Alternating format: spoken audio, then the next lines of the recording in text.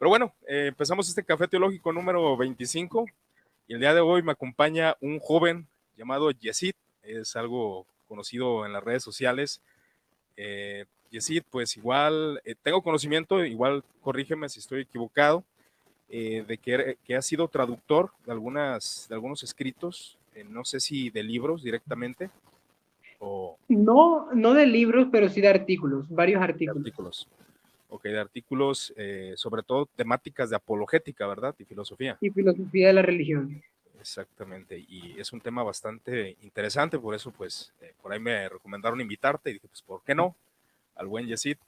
¿Qué te parece, Yesid? Pues igual si te gustas presentarte, Mm. Por por favor. supuesto. En primer lugar, muy buenas noches a todos. Gracias por la invitación al Café Teológico. Es realmente maravilloso estar aquí con ustedes. Antes de iniciar, permítame un comentario que puede parecer un poco chistoso de broma, ¿no? Cuando me llegó la invitación al Café Teológico de hoy, comenté con algunos de mis amigos y les dije, bueno, parece que por fin nuestros callejones teológicos se van a encontrar. Eso lo hice a un modo de pequeño chiste porque parece extraño, pero los callejones teológicos, entre comillas, de las redes sociales, como lo serían los círculos principalmente teológicos, es decir, los que se dedican a las ciencias textuales, a la hermenéutica, a temas teológicos contemporáneos, relación de teología y sociedad, etcétera, no parecen siempre tan conectados con esta divergente corriente apologética que ha emergido en las redes sociales, ¿no? Claro. Entonces, pues, me gusta mucho que hayan este tipo de acercamientos y conexiones. Eso fue solamente un comentario en broma, ¿no? Pero creo que da pie a una reflexión mayor sobre lo que Sí, podría pasar en un futuro. sí, sí, A sí. modo de presentación, mi nombre es Yesid Díaz, como ya bien dijiste, soy un joven de 19 años, soy de Colombia, de Barranquilla específicamente. Estudio actualmente una carrera profesional, psicología, y por supuesto estudio a nivel de licenciatura teología en un seminario teológico relativamente conocido. Y bueno, básicamente esa sería mi carta de presentación, ¿no? Normalmente prefiero decir que soy un aprendiz de la verdad, es decir, soy alguien que le encanta amar a la verdad allí donde la encuentre. No me niego para nada a cambiar mis opiniones, ni por supuesto a renunciar a opiniones que muchos consideren clásicas, como podríamos ver a continuación. Entonces, sí, me consideraría principalmente como eso, un buscador de la verdad. Y por supuesto, como el cristianismo está comprometido con que Jesús es la verdad, me considero un amante del Señor Jesucristo. Perfecto. Excelente presentación. Sí, sí, como tú dices, son cuestiones difíciles de compaginar a veces. Tratamos temáticas muy diferentes, pero siempre debe haber ese acercamiento porque a fin de cuentas estamos hilados. Esta página se concentra más en la historia de la iglesia, pero es un gusto. Y aún hay desacuerdos en algunos aspectos. Yo he hablado en desacuerdos respecto a la apologética moderna, pero también jóvenes de 19, hombres de 32, de 35, de 40 años, siempre hay un cambio en cuestiones teológicas, siempre lo va a haber. Entre más uno va madurando, más va buscando las fuentes, ¿no? Va buscando lo antiguo, va buscando tal vez hasta aquello que fue lo primero o lo primario en la iglesia, ¿no? Con tal de encontrar sus raíces. Pero bueno, Yacid, pues entrando en materia, Yesid, perdón, no sé por qué te digo Yacid, pero es Yesid. Yesid, Se confunde mi nombre de muchas formas, no te imaginas, pero sí, ya me sí, acostumbré con el tiempo. sí, yo empecé diciéndote Yesid, Yacid, pero es Yesid. Y hasta lo estaba practicando. ¿Cómo se llama? ¿Cómo se llama? Bueno, este tema es muy interesante, Yacid, porque, como tú lo dijiste, hay muchas perspectivas, tanto clásicas como modernas, y ha habido cambios que algunos tradicionales, pues se han preguntado por qué y aún han atacado de herejía cuestiones acerca de los atributos de Dios. El conocimiento de Dios, Yesid, algo que la iglesia cristiana siempre ha enseñado, independientemente en qué edad sea, ya sea la moderna, la premodernidad, la posmodernidad, es que Dios puede ser conocible, pero incomprensible en muchos de sus atributos. Tenemos algún conocimiento, pero es imperfecto, ¿no? Y esta conversación quisiera tratarla contigo, porque sé que manejas muy bien este tema, acerca de los atributos incomunicables de Dios, que es lo que estaremos observando, ¿no? Acerca de la simplicidad divina, que yo creo que sería el primer atributo que me gustaría preguntarte. eh, ¿Bajo qué postura lo ves? Y sobre todo, ¿qué podrías decirnos acerca de este atributo? ahora hablándolo desde una reverencia, claro está, porque estamos hablando de la misma esencia de Dios. Pues te pediría, por favor, Yacid, si nos compartes tu postura sobre la simplicidad divina y los conceptos que tienes acerca de este atributo divino y una definición de ello, claro. Claramente. De hecho, muchas gracias por abrir la puerta a esta conversación. Antes de iniciar a comentar mi propia opinión sobre la simplicidad divina y a explicar la simplicidad divina, como se ha entendido clásicamente, permítame dos comentarios introductorios. El primero sería sobre la objeción de herejía y el segundo sobre la naturaleza de la incomprensibilidad divina. Iniciaré por el segundo. Perfecto. Hay comúnmente una acusación de que son esta horda emergente de filósofos analíticos de la religión los que están arrasando con el cristianismo histórico y muchos parecen querer ver esto como una especie de enfrentamiento entre los amenazantes filósofos analíticos cristianos contemporáneos ante la honorable tradición cristiana de más de 2000 años, la inmarchitable tradición cristiana que, bueno, está bajo amenaza hoy en día. Yo no lo veo de esa forma. En primer lugar, deberíamos tener en cuenta que bueno, la naturaleza protestante de la autoridad comúnmente aferrada a la escritura implicaría llevar todas nuestras creencias no a una confesión de fe y no a la tradición, sino a la escritura misma. Por supuesto, hay espacio para el debate sobre cuál es la importancia de la tradición o de las confesiones o catecismo, pero creo que al menos prima facie un protestante debería estar abierto a reconsiderar y a reformar sus puntos de vista y su filosofía a la luz de las escrituras. Si un protestante no está dispuesto a reformar su filosofía a la luz de las escrituras, entonces creo que deberíamos preguntarnos qué es lo que verdaderamente cree acerca de la autoridad este protestante. Las cosas son diferentes para otras denominaciones como la católica romana, pero bueno, no quisiera entrar en eso ahora. Sí, sí, sí, Créeme sí. que no. Sí, Sobre exactamente. la incomprensibilidad de Dios, también es importante aclarar que estos filósofos que niegan aspectos tradicionales del entendimiento divino no afirman que Dios sea absolutamente conocible. Creo que, bueno, al menos yo puedo hablar especialmente por mí, no por todos los filósofos de la religión contemporánea, no los represento, pero al menos yo creo firmemente que Dios es esencialmente incomprensible. Es decir, creo que hay una naturaleza claramente mistérica, claramente trascendente en la naturaleza divina que no podemos comprender. El punto es si esa incomprensibilidad tapa o cubre la incoherencia o la contradicción. Creo que no lo hace. Y mis problemas o los problemas que ven los filósofos contemporáneos con algunos atributos tradicionales es justamente eso. Son incoherentes para ellos, ¿no? Y si no creemos, como la tradición cristiana misma ha enfatizado, que el misterio o la incomprensibilidad divina no afirma y no cubre la incoherencia, entonces deberíamos estar abiertos a este tipo de posiciones. Segundo, lo de la naturaleza de la herejía. Los pensamientos aquí son muy amplios, ¿sabes? Solamente podría decir esto. Yo, Jesús Díaz, niego algunos aspectos tradicionales del entendimiento de Dios, Claro. como podremos ver a continuación, pero afirmo, creo, lo suficiente, bueno, afirmo las doctrinas esenciales suficientes para considerarme plenamente cristiano. Afirmo lo que C.S. Lewis llamó el mero cristianismo. Afirmo firmemente el credo apostólico y afirmo, por supuesto, a Nicea. Creo que Nicea es un acuerdo lo suficientemente amplio y generalizado como para considerarlo como la piedra de toque de la ortodoxia cristiana, Es ¿no? correcto. Y yo afirmo todos estos aspectos tan ecuménicos, así que si yo lo hago, creo que muchos de los que se sientan tentados a abandonar visiones tradicionales también podrían hacerlo.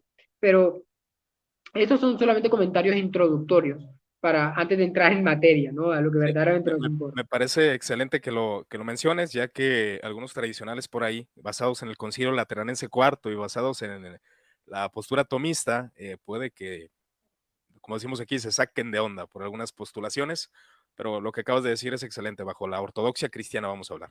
Pero adelante, Por Yesid, supuesto. Muchas prosigue. gracias.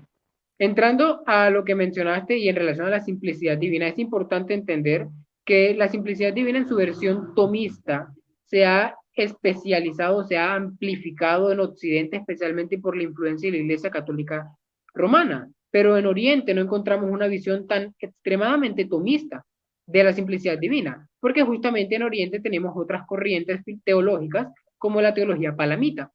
Eh, Gregorio de Palamas fue muy enfático en distinguir entre la esencia y las energías de Dios, algo que no es totalmente compatible con la visión tomista de la simplicidad divina. Entonces, es importante entender que aunque uno niegue la visión occidental de la simplicidad divina, no necesariamente está negando la visión ampliamente oriental de la simplicidad. Pero, Claro. ¿qué es la simplicidad divina? Bueno, Eleanor Stomp, una respetada teóloga y filósofa contemporánea, capta Ujú. la doctrina de la simplicidad divina bajo 4 afirmaciones centrales. La primera afirmación de la simplicidad divina es que Dios no puede tener ninguna parte temporal o espacial. Creo que todos los cristianos estarían de acuerdo al menos con la primera cláusula, es decir, Dios no tiene partes espaciales. Pero algunos negarían que Dios tenga partes, perdón, que Dios no tenga partes temporales y dirían que Dios de hecho sí está en el tiempo. Más sobre esto adelante cuando hablemos de eternidad. Perfecto. Segunda afirmación de la simplicidad divina. Dios no puede tener ninguna propiedad accidental intrínseca. Una propiedad accidental es aquella que no es esencial, como el nombre mismo indica. Por ejemplo, es una propiedad esencial de Dios ser necesariamente bueno. Y una propiedad accidental podría ser una propiedad que no necesariamente se deriva de la esencia divina. Otro punto importante es que los tomistas son muy reacios a hablar en términos de propiedades. Mi uso del término propiedad es simplemente para, bueno, para hacer más fácil el uso del lenguaje, ¿no? Para usar una especie de término artístico y tal vez algo elocuente para transmitir más fácilmente un comentario algo heurístico. Tercera reivindicación de la doctrina de la simplicidad divina. No puede haber ninguna distinción real entre una propiedad esencial y la naturaleza de Dios. Y aquí es justamente donde más se ha centrado el debate sobre la simplicidad divina. Si no puede haber ninguna distinción real entre una propiedad esencial y la naturaleza de Dios, entonces eso implica que Dios es idéntico a su omnipotencia, que Dios es idéntico a su omnisciencia, que Dios es idéntico a sus omniatributos en general, ¿no? Eso parece algo bastante escandaloso después de una breve reflexión, justamente porque podríamos considerar que, bueno, es obvio que el poder no es idéntico a la bondad.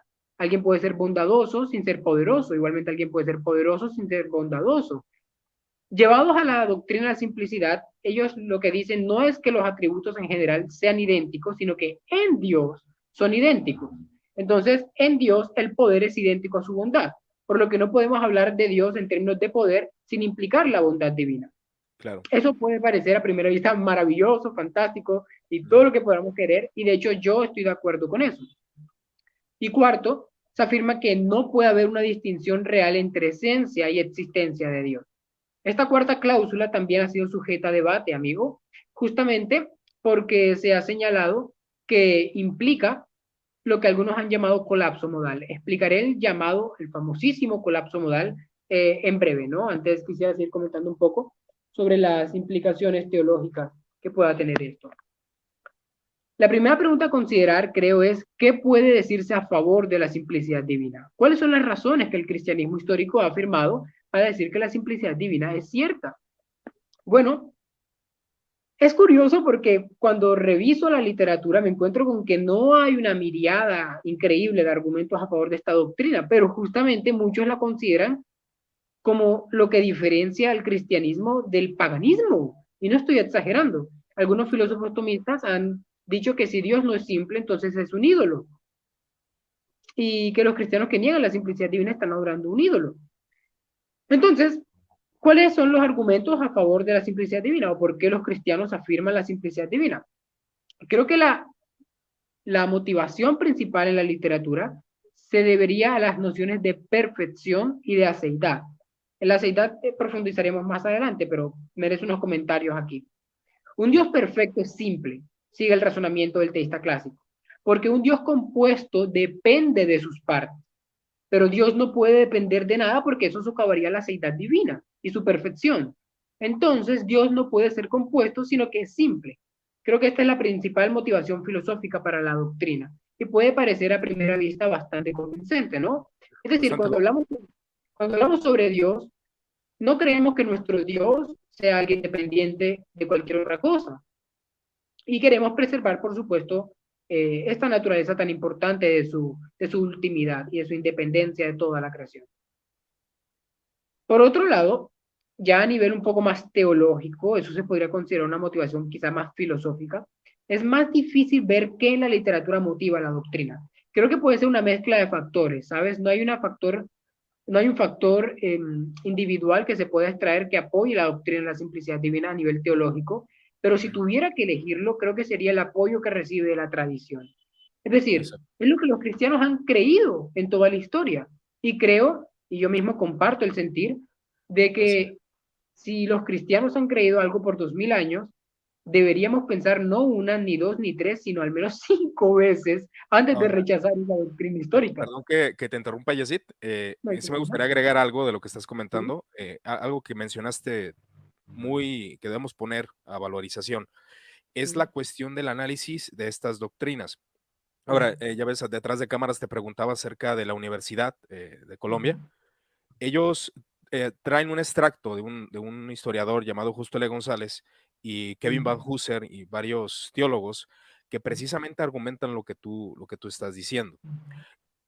Perdón, que todas estas argumentaciones de la tradición se pone a valorización si realmente la filosofía griega o las concepciones griegas fueron lo que dieron lugar a este tipo de doctrinas que no se cuestionan obviamente por el ala oriental, perdón, occidental, y eso me parece interesante, de poder valorizar tanto la simplicidad y aún la impasibilidad de Dios, que es el tema que colocan ellos a ujú. debate. Si Dios realmente es pasible, si tiene pasiones en cierto sentido, o si realmente no tiene pasiones, como los dioses griegos o alguno de los que Aristóteles proponía, ¿no?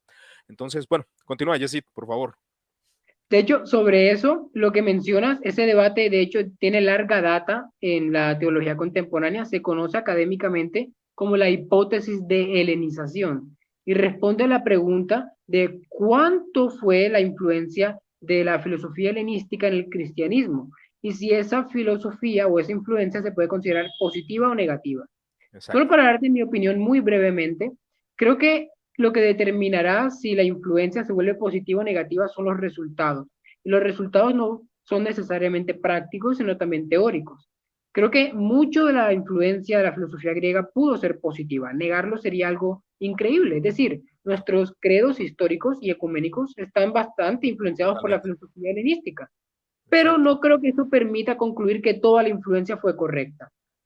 Mm, un teísta clásico, por ejemplo, como David Hunt, un filósofo algo respetado del Whittier College, diría que si la filosofía helenística se puede considerar como corrupción en el cristianismo, dependerá de si es falsa. Es decir, de si lo que implica la filosofía helenística es falsa. Y esa es mi propia forma de ver el asunto. Mido lo que es correcto o lo que es falso de la influencia helenística en términos de verdad o falsedad. Si creo que una doctrina influenciada por el helenismo es falsa, entonces pensaré en eso en términos de corrupción. Si pienso que es verdadera, en términos de adecuación, ¿no? Pero bueno, esos son temas muy amplios que no quisiera discutir aquí por completo. Claro, claro. Entonces, pues podemos seguir adelante, ¿no? Con la simplicidad Adelante, divina. con la simplicidad. Sí, señor. Adelante. Estás mencionando contra la simplicidad divina, ya ahora es turno de preguntar qué hay contra esta doctrina tan maravillosa. Creo que puede haber todo un laberinto de problemas filosóficos y teológicos y argumentos. Mira, francamente, creo que es demasiado difícil seguir la discusión contemporánea sobre la simplicidad divina. Es tan acaloradamente debatido y controvertido. Creo Así que la es. honestidad intelectual mínimamente exigirá suspender el juicio ante el debate. De hecho, yo tuve una época donde suspendí el juicio. Entre paréntesis, suspender el juicio Sí, significa no tomar una posición sobre el valor de verdad de una posición hasta que tengas más conocimiento apropiadamente justificado al respecto. Cierro perfecto. paréntesis. Ahora bien, para muchos teístas neoclásicos, llamaré neoclásico a todo aquel que modifique algún elemento del teísmo clásico, la imagen de Dios en las Sagradas Escrituras es muy alejada de esta imagen del teísmo clásico. En apoyo a esta afirmación suelen citar a muchos eruditos bíblicos. Citan, por ejemplo, a Walter Brueggemann, a Terence Fretheim, a Walter Moberly, a Richard Bauckham, etc. Parecen pensar estos eruditos bíblicos que la imagen de Dios se complace en representarlo como lleno de propiedades accidentales o propiedades relacionales. Es decir, ya sabes, las escrituras hablan de Dios constantemente en términos de ser creador, de ser el sustentador, de ser el redentor, de ser el Dios de Abraham, Isaac y Jacob, de ser el fuerte de Jacob. Todas estas son categorías relacionales y ellos piensan que son incompatibles con el teísmo clásico. Y ahora es turno, antes de hablarte de una objeción importante, de comentar al público sobre lo que yo creo es el mejor intento contemporáneo de entender la simplicidad divina. Creo que hay una forma contemporánea que se ha sugerido para apoyar la simplicidad divina y para mí es la mejor forma de entenderla, pero no quiere decir que la acepte, ¿correcto? Al final diré cuál es la forma en la que yo veo la simplicidad divina. Eso Pero me interesa, porque sí veo que no estás, digamos, no eres tomista, obviamente, por lo mm, que estoy escuchando, mm, pero sí me interesa conocer tu postura. Pero igual, prosigue, no te interrumpo. no te Dale. preocupes. De todas formas es un café, ¿no? La idea es un diálogo. Sí. Pero bueno, te comento. La forma contemporánea de entender la simplicidad divina, que creo es más plausible, pero que al final del día rechazo, sería lo que el filósofo y teólogo Jeffrey Brower ha llamado una interpretación del hacedor de verdad de la simplicidad divina. Esta interpretación interpela a la increíblemente complejizada discusión sobre la metafísica de los hacedores de verdad. Ujú. La metafísica de los hacedores de verdad se enfrenta a la pregunta de qué es lo que hace cierto una proposición o un enunciado particular. Por ejemplo, ¿qué es lo que hace cierto decir que la nieve es blanca? ¿Qué es lo que hace cierto decir que mañana va a llover? ¿O qué es lo que lo hace falso? Este debate, aunque puede parecer de sentido común, en realidad ha despertado un mar de literatura increíblemente complejo. Y Brouwer ha aprovechado este complejo mar de literatura para, para establecer una interpretación de la simplicidad divina.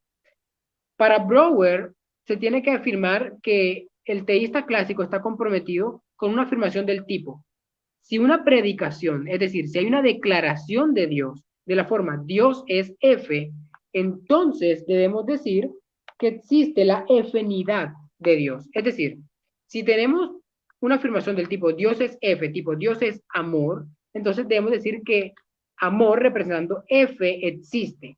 Y ese F, es decir, el amor, es idéntico a Dios. Espero ser lo suficientemente claro. Sí, Esta sí, es la sí. forma que Brouwer entiende como la versión clásica. Él afirma que esto tiende, por supuesto, a problemas lógicos.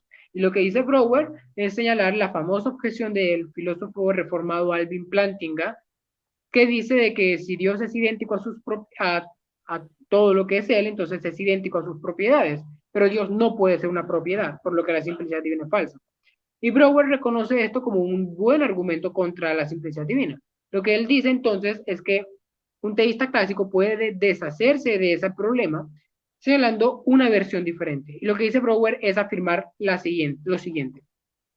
Si una predicación de la forma A es F, recordemos mi ejemplo anterior de Dios es amor, A es F, es verdadera, entonces existe la F-nidad de A y donde esta entidad debe entenderse como el hacedor de verdad para la afirmación A es F.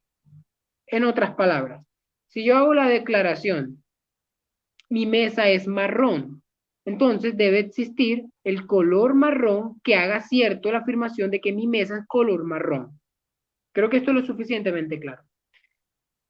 Ahora bien, en realidad sé que algunos de los que vayan a escuchar esta charla pueden preguntarse más sobre lo que es la noción de hacedores de verdad. Entonces, para un comentario muy breve sobre eso. Lo que significa cuando los teólogos o filósofos hablan de hacedores de verdad, se refieren a una forma de necesitación o vinculación ampliamente lógica, ¿correcto? Repito, se refiere a una noción de vinculación o necesitación ampliamente lógica, en el sentido de que si E es un hacedor de verdad para una predicación P, entonces E requiere que P, para no hacerlo difícil. Si yo tengo aquí una declaración del tipo, eh, tengo mi cuaderno de matemáticas abierto, entonces necesito mi cuaderno de matemáticas abierto para que eso sea cierto. Entonces hay una relación de vinculación entre mi cuaderno de matemáticas y la verdad de la proposición o del enunciado que dice que mi cuaderno está abierto. Bien, en realidad es algo bastante simple. Ya yendo finalmente a la objeción que se tiene principalmente contra la simplicidad divina, podríamos afirmar que de hecho hay muchas. He llegado a contar en la literatura más de 12 objeciones a la simplicidad divina y estoy escribiendo un artículo donde profundizaré en varias de ellas. Mientras tanto, creo que la más conocida es la llamada objeción del colapso modal. Básicamente, lo que el argumento del colapso modal, y esto es importante, está tratando de hacer es una combinación de afirmaciones cristianas esenciales y mostrar que en conjunción con la simplicidad divina, bueno, surge una contradicción. En otras palabras, se dice que todas nuestras categorías modales colapsan en la categoría de necesidad. Esto de nuevo requiere explicación. Los teólogos reconocen que nuestra realidad está dividida en diferentes categorías modales. ¿Qué significa modal? Significa modo de ser, ya sea necesario, posible o imposible, etc. Entonces, los teólogos reconocen que nuestro universo es posible, pero no necesario, porque pudo no existir, pero existe por lo que es posible. Entonces, lo que se afirma es que la simplicidad divina lo que implica es justamente que todas nuestras categorías modales se barren, son eliminadas, colapsando en la categoría de necesidad. Todo es necesario, el fatalismo es cierto, el universo es necesario, etc. Por supuesto, esto es contrario a la fe cristiana en muchos sentidos. Mencionaré solo dos. La fe cristiana ortodoxa afirma que Dios ha creado la creación libremente, es decir, Dios no necesita la creación. Pero si este argumento es correcto, entonces implica que es necesaria que la creación se hubiera efectuado, por lo que Dios no lo hizo libremente. Y segundo, la gracia divina. Y creo que esto incluso toca el corazón del cristianismo. La gracia divina justamente significa un don que no merecemos y un don que Dios simplemente pudo no darnos. Mucha de nuestra gratitud cristiana se debe a que Dios en su infinita piedad quiso salvarnos. Pero si el colapso modal es cierto, entonces significa que Dios no pudo evitar salvarnos. Y creo que eso destroza toda la maravilla del amor de Dios hacia su creación, reflejado en la liturgia cristiana. Y de hecho, esa es la razón principal que me mueve en mi corazón para tomarme en serio este tipo de discusiones, ¿no? Ahora bien, una versión del argumento es básicamente esto, muy simple para pasar a los otros atributos y no demorarnos tanto en esto.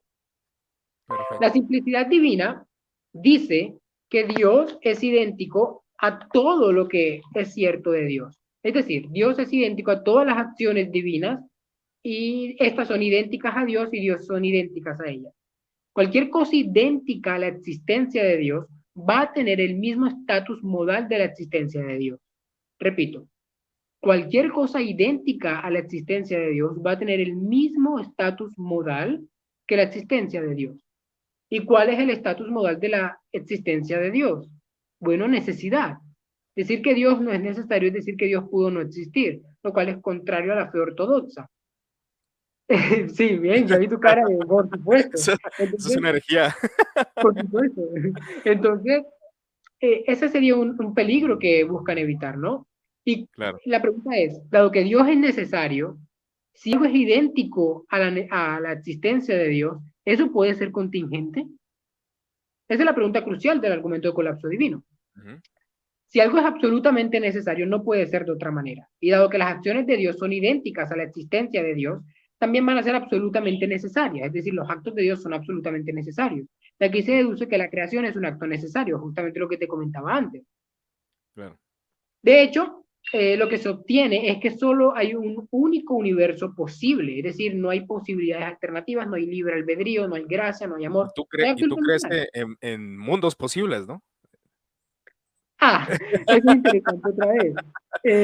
Ah, te Bueno, estoy gracias por hacerme la salvedad, porque eso necesitaba explicarse mucho. Sí, sí, mira, me parece muy interesante lo que estás diciendo, estoy escuchando, Ujú, porque precisamente cuando hablamos de la primera causa, ¿verdad? Que Dios es la primera causa, ujú, estamos diciendo que es necesario que ocurran ciertos factores, ¿no?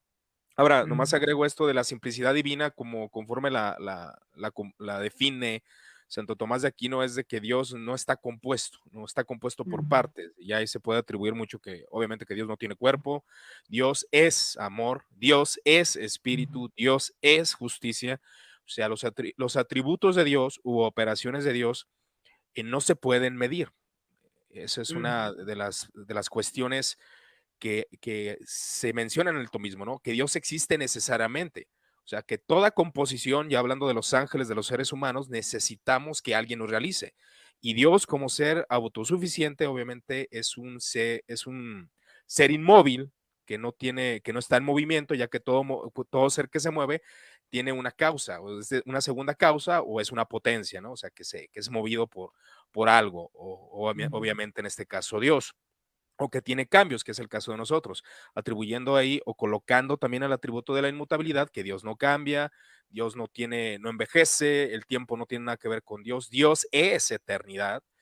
Nosotros podemos decir que somos eternos, apropiándonos de la misma eternidad de Dios. Ahora, obviamente que tuvimos un principio, pero nuestra eternidad tuvimos un principio y nuestra eternidad es porque tomamos de Dios. Y las concepciones que tenemos de la eternidad es obviamente por la imagen de Dios que tenemos y por el concepto de que Dios es eterno, y precisamente de ahí tomamos nosotros la idea de la eternidad.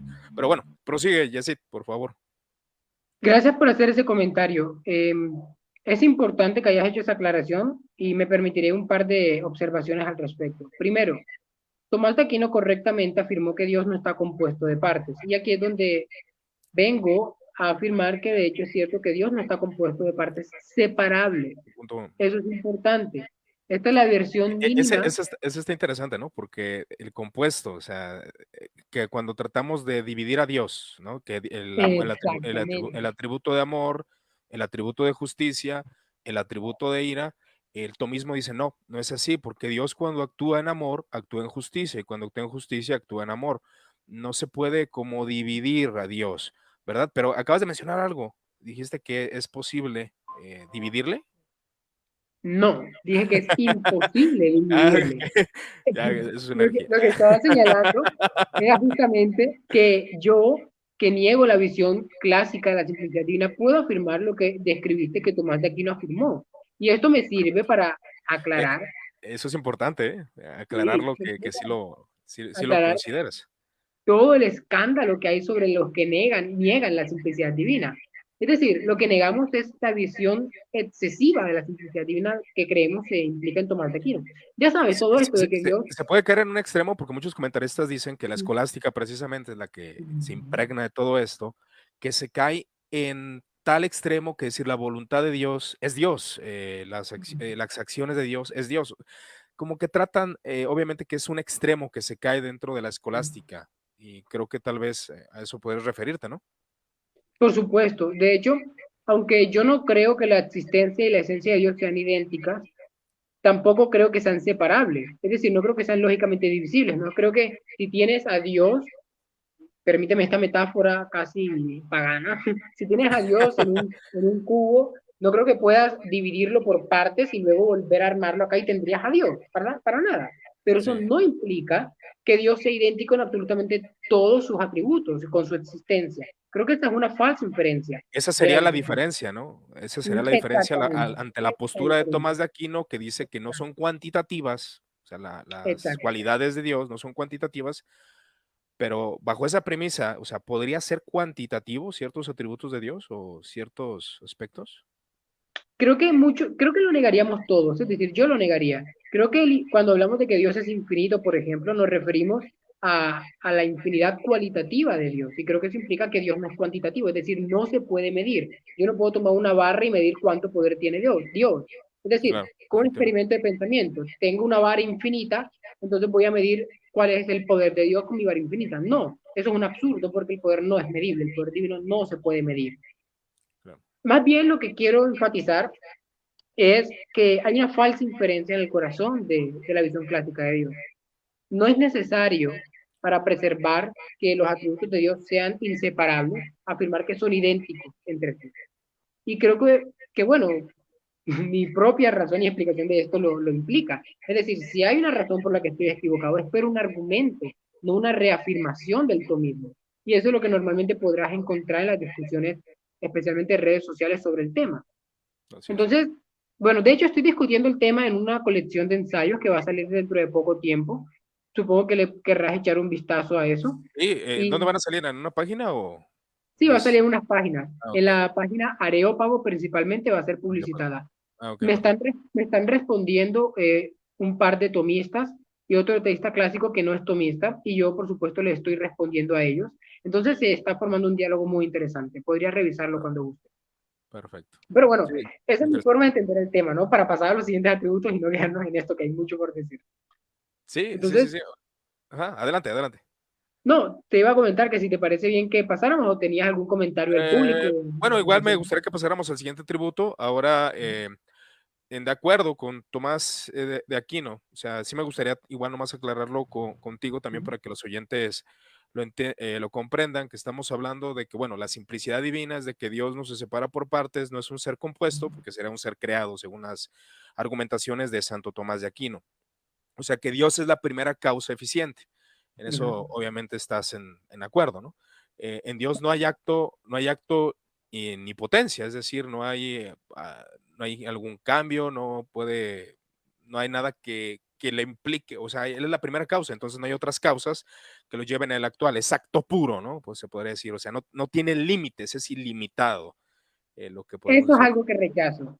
Rechazo que Dios sea acto puro. Ya Bueno, viste, ya, es lo que me gustaría saber, Jessy, porque por te digo, supuesto. yo te pregunté, bueno, te mandé un WhatsApp y, ¿eres tomista? No, porque yo tengo, también estoy en definición en estos aspectos, pero sí tengo gran inclinación por el tomismo, pero sí me gustaría conocer esta diferencia que tienes con el Por tomismo, Jessy. supuesto. Bien, niego que Dios sea actus purus. Y el argumento del colapso modal que acabo de mencionar y explicar anteriormente es justamente contra esa concepción de Dios. Es decir, si el argumento del colapso modal que te expliqué antes es cierto, entonces significa que Dios es lógicamente imposible que sea un acto puro, porque entonces implica que todo modalmente colapsa. Por supuesto, si tienes alguna reserva con eso, me la puedes comentar aquí o en privado más tarde y podríamos dialogarlo con mayor profundidad.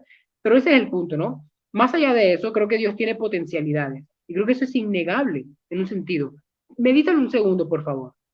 Creo que antes de crear, permítame el antes, asumiendo que el teísmo clásico es cierto, un estado intemporal divino o atemporal, creo que antes, entre comillas, de crear, Jessy, ¿sí? perdón que te interrumpa, antes de que continúes, ¿quién abraza la postura de los teólogos actuales que tú tienes? Igual para que la gente vaya ubicando De que hecho, creo que lo que acabo de explicar sobre la simplicidad divina, que afirma que Dios no es lógicamente divisible, lo afirmamos todos los cristianos. Entonces, sí, más incluso los que negamos la visión clásica.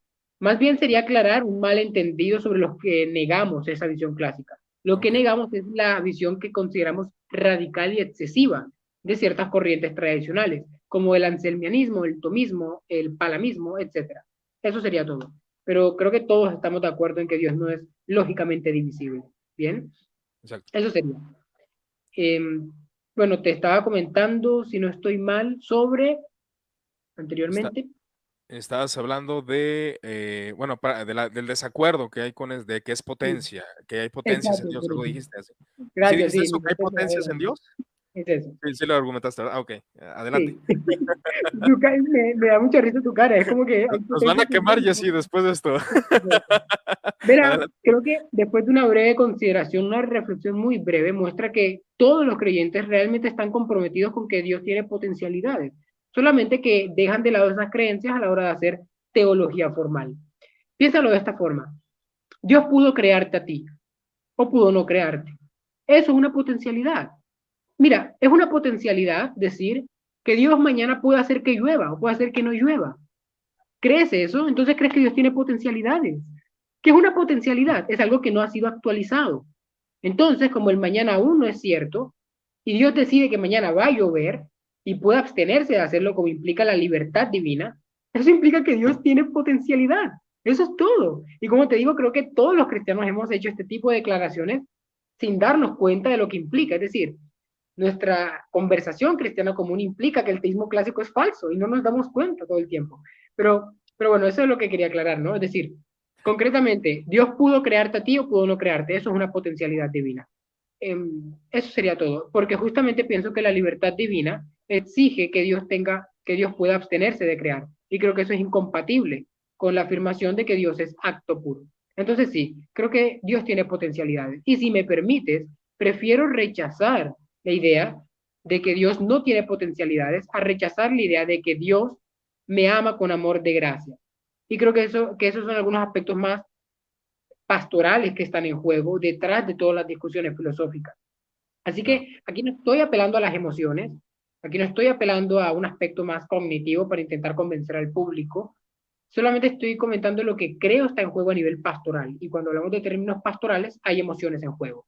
Exacto. Entonces, y creo que eso es importante. Así que sí, creo que Dios tiene potencialidades y que Cabe, nuestras... cabe mencionar que es la postura de Yesid. Yo, digo, yo vuelvo a insistir, yo me inclino al tomismo, pero igual, aquí estamos abiertos a escuchar las posturas para que usted mismo, como siempre yo lo he dicho, escuche y usted mismo formule sus opiniones, ¿verdad? No, no se deje persuadir ni por la elocuencia de Yesid, ni por nada.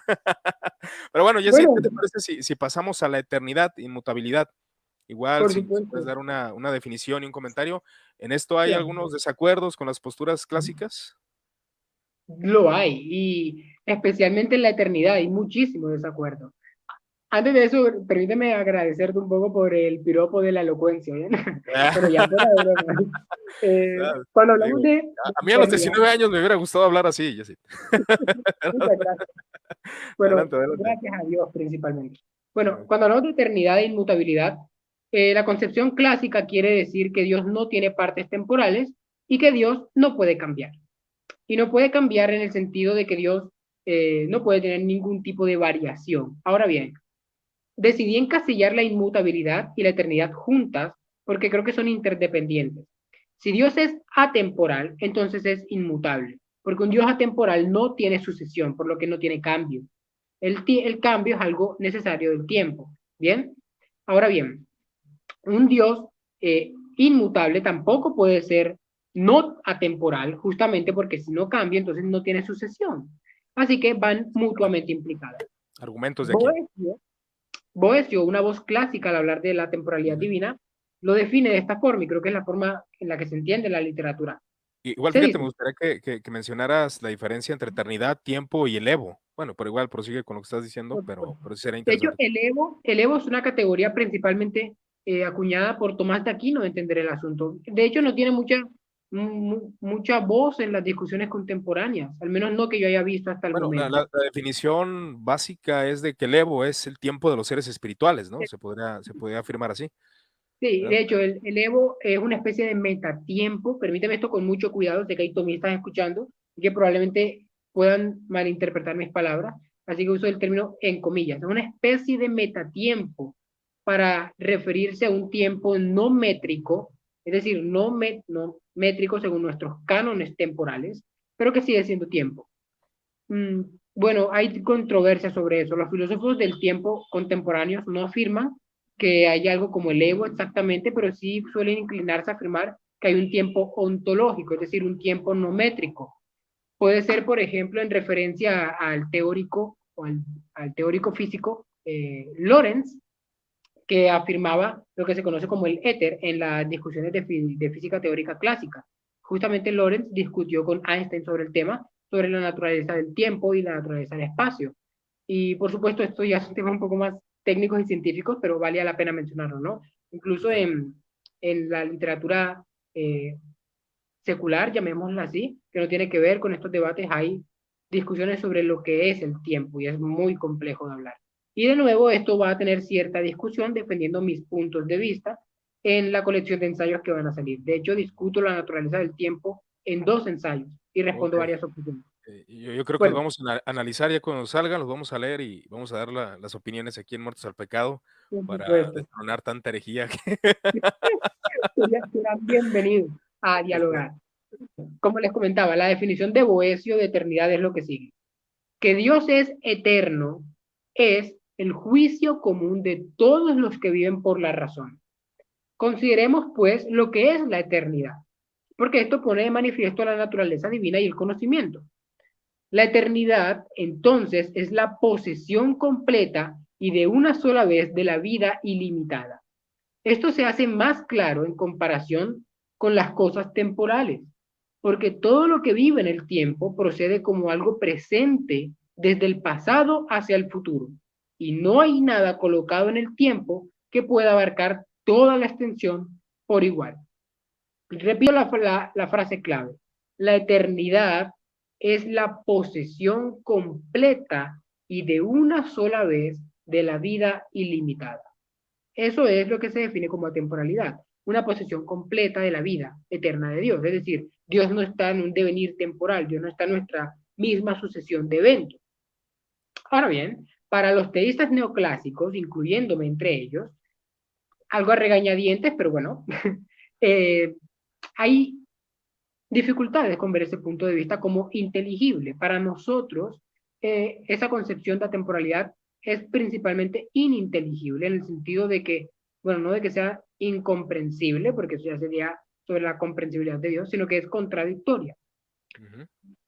Pero, a contrario del teísmo clásico, se afirma que Dios sí tiene sucesión en su vida temporal. Esto es importante. Afirman que Dios sí tiene sucesión en su vida temporal, pero no de forma tal que Dios es una especie de prisionero del tiempo que está amarrado a nuestras propias cadenas del tiempo. Es decir, Dios no está amarrado a nuestro tiempo. Dios no está, bueno, no es susceptible a decadencia o a marchitarse como nosotros somos susceptibles de eso. Claro. Y algo más importante es que no cederíamos, los que afirman que Dios tiene sucesión temporal en su vida, no diríamos que Dios es menos que perfecto. Creemos, de hecho, que Dios sea temporal es algo que realza la perfección divina. Ahora te comento por qué. El principal argumento para la atemporalidad de Dios, que sería la visión clásica, bueno, lo que...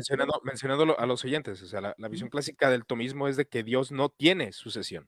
Exacto. Dios no tiene sucesión. Como lo hablé según Boecio, se afirma que Dios vive en una, bueno, Dios tiene una sola vida, en una sola vez, en un solo acto, de forma eterno presente, podríamos afirmar el término, ¿no? Sí, el término común es un término muy artístico, muy elegante y sofisticado. Se dice que Dios vive, vive en un eterno presente. Sí. Esa es la visión clásica, ¿bien? Esa es la visión atemporal. Para que no haya confusión, la visión atemporal, como el prefijo a indica, dice que Dios está sin tiempo. La visión contraria se puede llamar omnitemporalidad, que dice que Dios está en todos los tiempos. ¿Bien? Pero, ¿cuáles son las razones para aceptar o rechazar la temporalidad de Dios? Lo que yo creo que es el principal argumento a favor de que Dios sea atemporal, es decir, para afirmar que Dios no tiene sucesión temporal en su vida, sería la idea otra vez de perfección. Un Dios perfecto debe ser atemporal porque la vida temporal solo se posee en un único, solo se posee de momento a momento. Es decir, nuestra experiencia temporal lo ratifica. Nuestras vidas se viven de momento a momento. Estamos sujetos a decadencia. Estamos sujetos a marchitarnos. Todos recordamos. ¿Diga?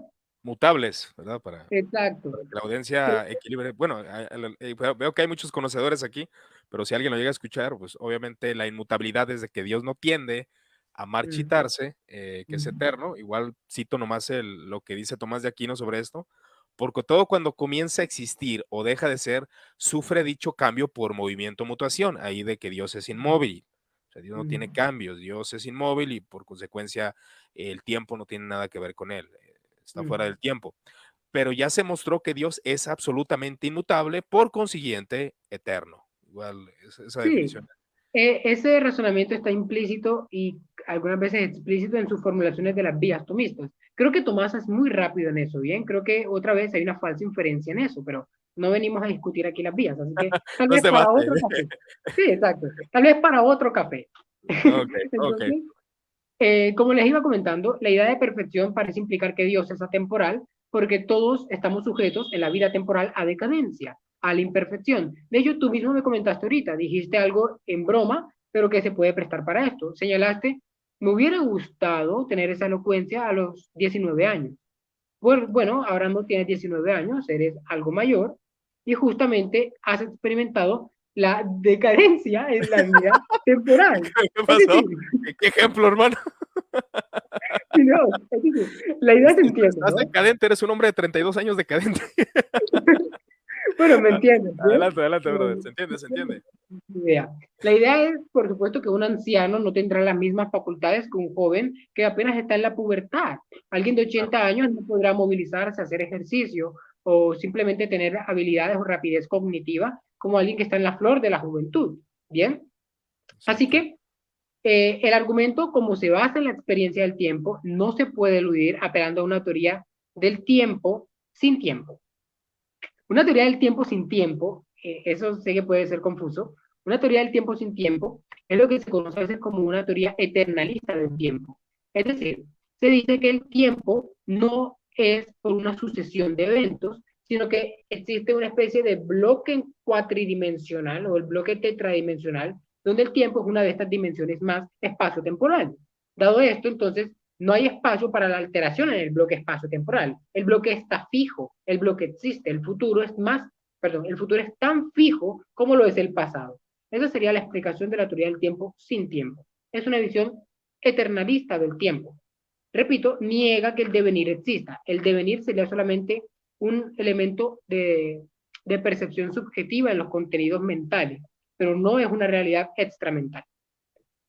Debido a esto, tampoco se puede subvertir el argumento apelando a la posición de una deidad temporal en un presente engañoso. Un presente engañoso es un término técnico que se deriva del trabajo de William Alston, que a su vez lo derivó de la psicología cognitiva. Para Alston, el presente engañoso es una noción de presente que de hecho se bifurca en diferentes grados temporales. Imagínalo como una especie de policromía descendente, donde un presente eh, un, un presente engañoso, según Alston, permanece en ellos aunque sigue siendo un mismo presente. Es decir, no sé si la idea es completamente clara, pero bueno, la idea es que justamente esta apelación a la teoría del tiempo sin tiempo y al presente engañoso no funciona para subvertir el argumento. Y de hecho, creo que esto es un argumento bastante poderoso, ¿no?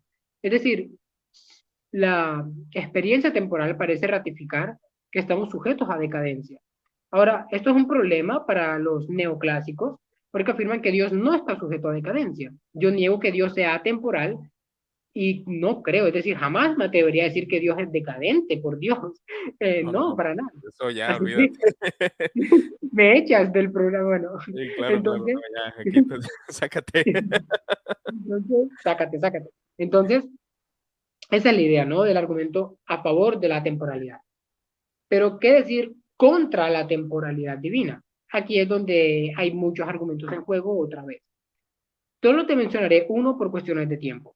El principal argumento, el que yo considero el principal argumento contra la idea de que Dios sea temporal, se basa en el conocimiento temporal de hechos contingentes. Es decir, Dios conoce el mundo, Dios lo creó.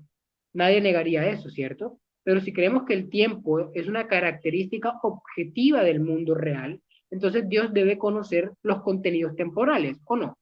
Porque si Dios no conoce una característica objetiva del mundo real, entonces Dios no conoce el mundo real completamente. Eso mina su omnisciencia. Así que asumamos que el tiempo es una característica real del mundo, eso está sujeto a debate. Otra vez lo discuto en los ensayos. Eh, entonces, asumamos por el argumento que el tiempo es una característica real del mundo y asumamos que Dios conoce el mundo real perfectamente. La pregunta es, ¿Dios puede conocer los hechos temporales?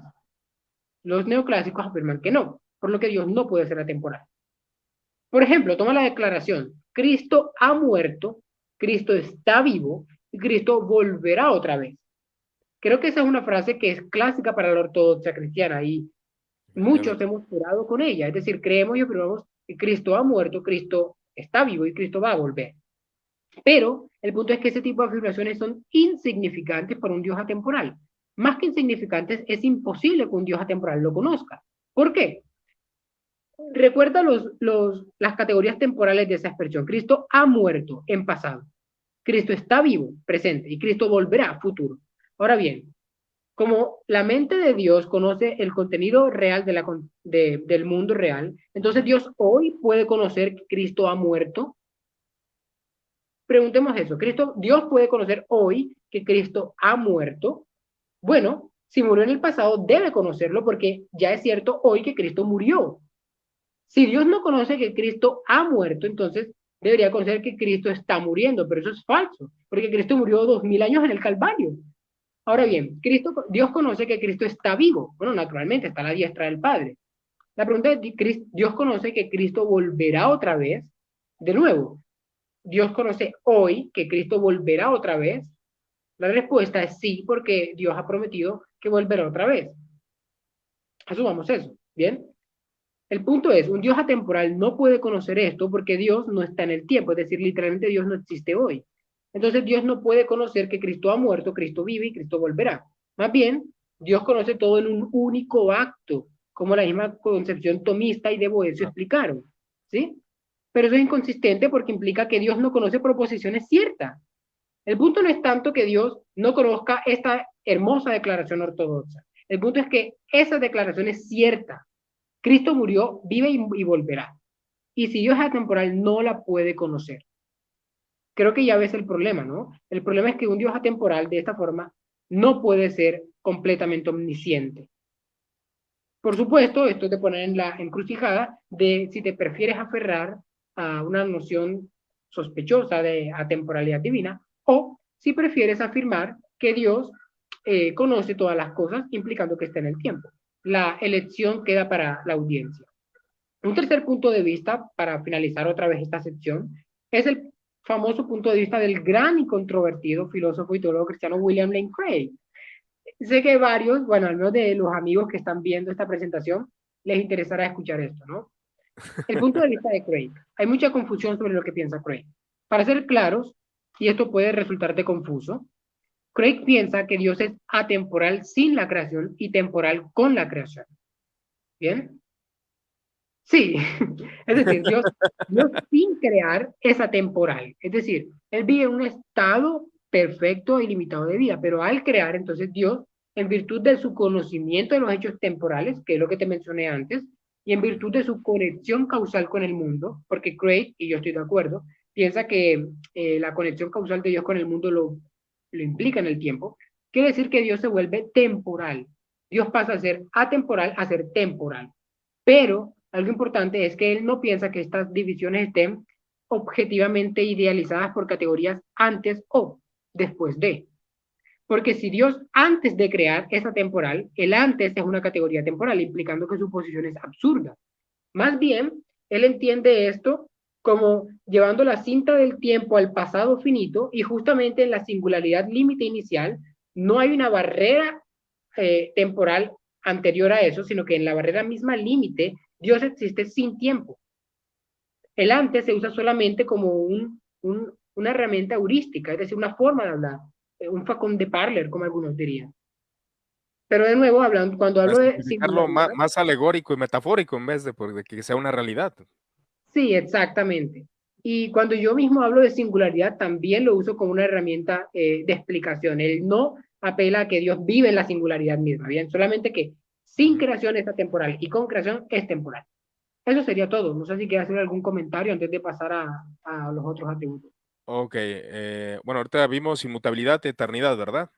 Exactamente. Ok, bueno, aquí vemos la gran divergencia que tiene Yesid con el tomismo. Acá andan diciendo en los comentarios, dice, ¿cuánto que el admin deja el tomismo? ¿Quién hizo este Ya comentario? está argumentando aquí Yesid para cambiar la postura de todos los tomistas. Bueno, Oh, es interesante todo esto porque los que lleguen a escuchar este video y audio después en el canal de YouTube o en Spotify, mm, son debates que se están dando en la actualidad. Por ahí comentó alguien que obviamente católico romano, pues mm, él dice, bueno, es para ellos podría ser algo herético, podríamos decirlo, por la circunstancia de que obviamente todo lo que es el tomismo está decretado, ¿no? En los concilios lateranenses.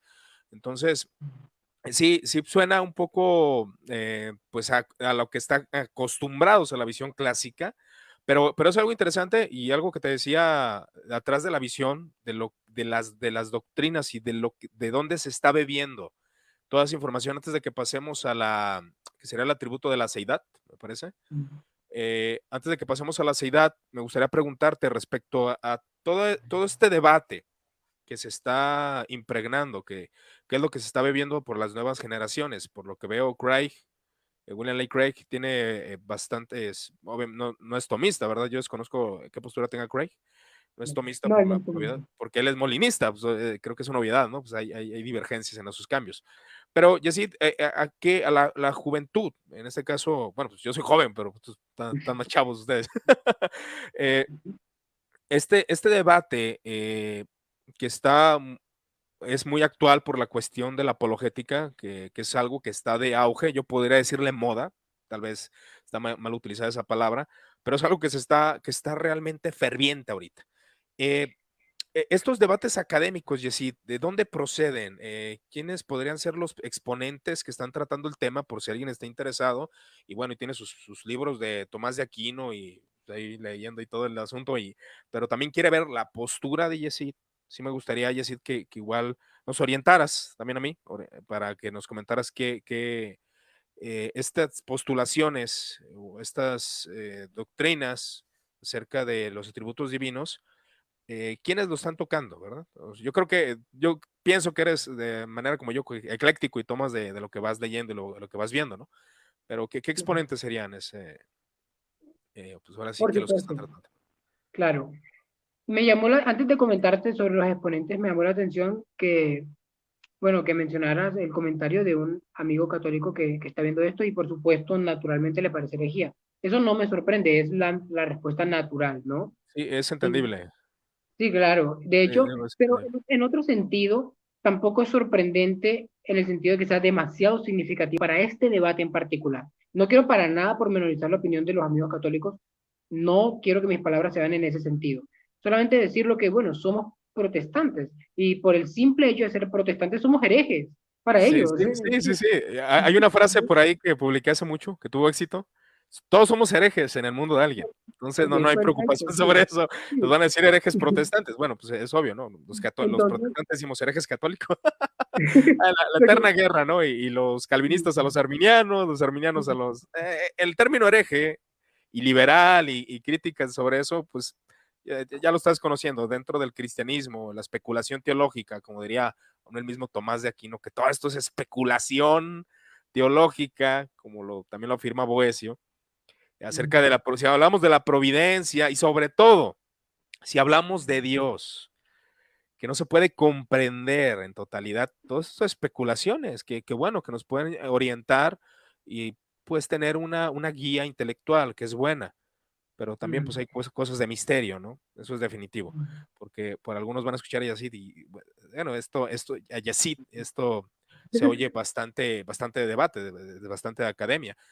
Pero Sí, sí, ese es el punto. O sea, la finalidad de esto pues, es la exposición de los argumentos y como decía Yazid, pues obviamente va a haber quienes están de desacuerdo. Hay de hecho, reformados que son tomistas desde la perspectiva protestante, que es que toman de Tomás de Aquino, obviamente, lo que conviene, y siguen esta manera de hacer teología acerca de los atributos de Dios, ¿no? Pero bueno, sí. ya sé, ¿qué te parece? Bueno, ibas a Sobre, mencionar también sí, ahí los autores. ajá, por favor, nomás si quieres mencionar unos Por dos o supuesto. tres y continuamos con la seidad, ¿qué te parece? Claro, sobre los teístas clásicos creo que es evidente que la mejor forma de entender el teísmo clásico es leyendo los clásicos. Creo que alguien que esté interesado en el teísmo clásico debe leer a Tomás de Aquino. Bueno, es algo idealizado leer a Tomás de Aquino, él escribió demasiado. Creo que está bien leer lo suficiente de Aquino para este debate, si está interesado específicamente en esto. También creo que es importante leer a Anselmo de Canterbury y es importante leer a Agustín de Hipona, es Sí, importante leer al propio Boecio, etcétera. Es importante leer a Guillermo de Ockham. Bueno, sobre el teísmo neoclásico hay también muchísimos autores. No es en poco decir que la mayoría de filósofos cristianos contemporáneos hoy, de la filosofía de la religión contemporánea, se inclinan a negar el teísmo clásico. Por supuesto, esto implica una asunción de que la filosofía contemporánea de la religión está principalmente dominada en círculos analíticos o angloparlantes. Y creo que eso es cierto. No quiere sí. decir que no haya filosofía de religión diferente a esa, pero está dominada hoy en día La por los filosofía analíticos. analítica se inclina al teísmo abierto, se puede decir. Es el teísmo, no, ¿verdad? No, no, no. No, no, Ay, no, no, no. ay, me confundí. Digo, Sí. Bueno, neoclásico. neoclásico, sí. Neoclásico. Sí, es Aunque, que me por quedé con la idea supuesto, del teísmo abierto, pero no. Teísmo neoclásico es donde los filósofos analíticos se inclinan más. ¿Correcto? sí, Perfecto. exacto. Creo que sí, Adelante. pero eso no quiere decir que no haya tomistas en los filósofos analíticos. Los hay. No, El Leonard Stump creo que sería una magnífica bueno, es una magnífica filósofa analítica que es tomista. Y de hecho, Stomp es mi tomista favorita de todos los tiempos. Así que cuando abrí esta conversación y definí la simplicidad, hablé de Stomp, porque creo que ella es simplemente magnífica. Otro filósofo analítico que es teísta clásico sería Catherine Rogers, sería Alexander Proust. Proust es terriblemente brillante, como muchos lo han descrito. Es una bestia filosófica Proust y es teísta clásico. Y bueno, y de hecho hay una miriada de filósofos clásicos que están surgiendo hoy en día. Bueno, sobre el teísmo neoclásico, algunos autores, bueno, el propio William Lane Craig, que es un filósofo y teólogo que no acepta el teísmo clásico completamente, pero él clama que su posición es teísta clásica. Y de hecho yo clamo lo mismo, es decir, yo Correcto. creo que soy un teísta clásico, pero he aceptado aquí la etiqueta de neoclásico para no entrar a debates de etiquetas, ¿bien? Pero los neoclásicos normalmente se consideran que entran en el teísmo ampliamente clásico, porque creemos que Dios es un ser perfecto. Afirmamos la teología del ser perfecto de Anselmo de Canterbury. Pero bueno, otro autor sería Thomas Morris, es importantísimo leer a Morris. Sería también Alvin Plantinga, Plantinga es Sí. simplemente magnífico, celestial. Sería Nicholas Wolterstorff, Angélico, Walter, como dirían los católicos de Tomás de Aquino. bueno, Nicholas Wolterstorff también es magnífico. Wolterstorff tiene una colección de ensayos sobre la idea de Dios que son deslumbrantes. Sería también, bueno, el propio William Hasker, que es un filósofo de la Universidad de Huntington, que ha escrito sobre muchos temas, aunque Hasker es también teísta abierto, ¿no? Entonces, bueno, con esa advertencia. Sería también, ¿qué te digo? Eh, bueno, Gregory Boyd, por supuesto, Boyd, Perfecto. aunque él también es un teísta abierto. Y bueno, supongo que eso está bien para ¿Y esta literatura, Yesid, está en español o está en inglés? muy poca está en español. Bueno, Es, si alguien quiere iniciarse, por ejemplo, el debate de la eternidad, puede conseguir el libro Tiempo y Eternidad de Craig. Yo no inicié por ahí, yo inicié antes de Craig. Bueno, no, yo inicié antes de Craig en el sentido que inicié con libros anteriores a claro, ese. ¿y desde qué edad estás estudiando lo que es este tema?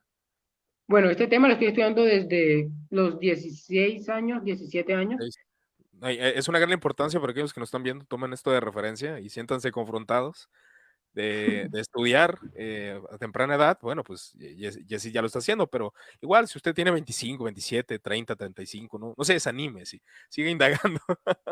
Pero Algo, bueno, algo gracioso es que yo llegué a este debate solamente por un interés subsidiario. Es decir, sí, conocí este debate por la apologética, pero mi interés principal de teología fue la teología bíblica y inicié a los 13 años con eso.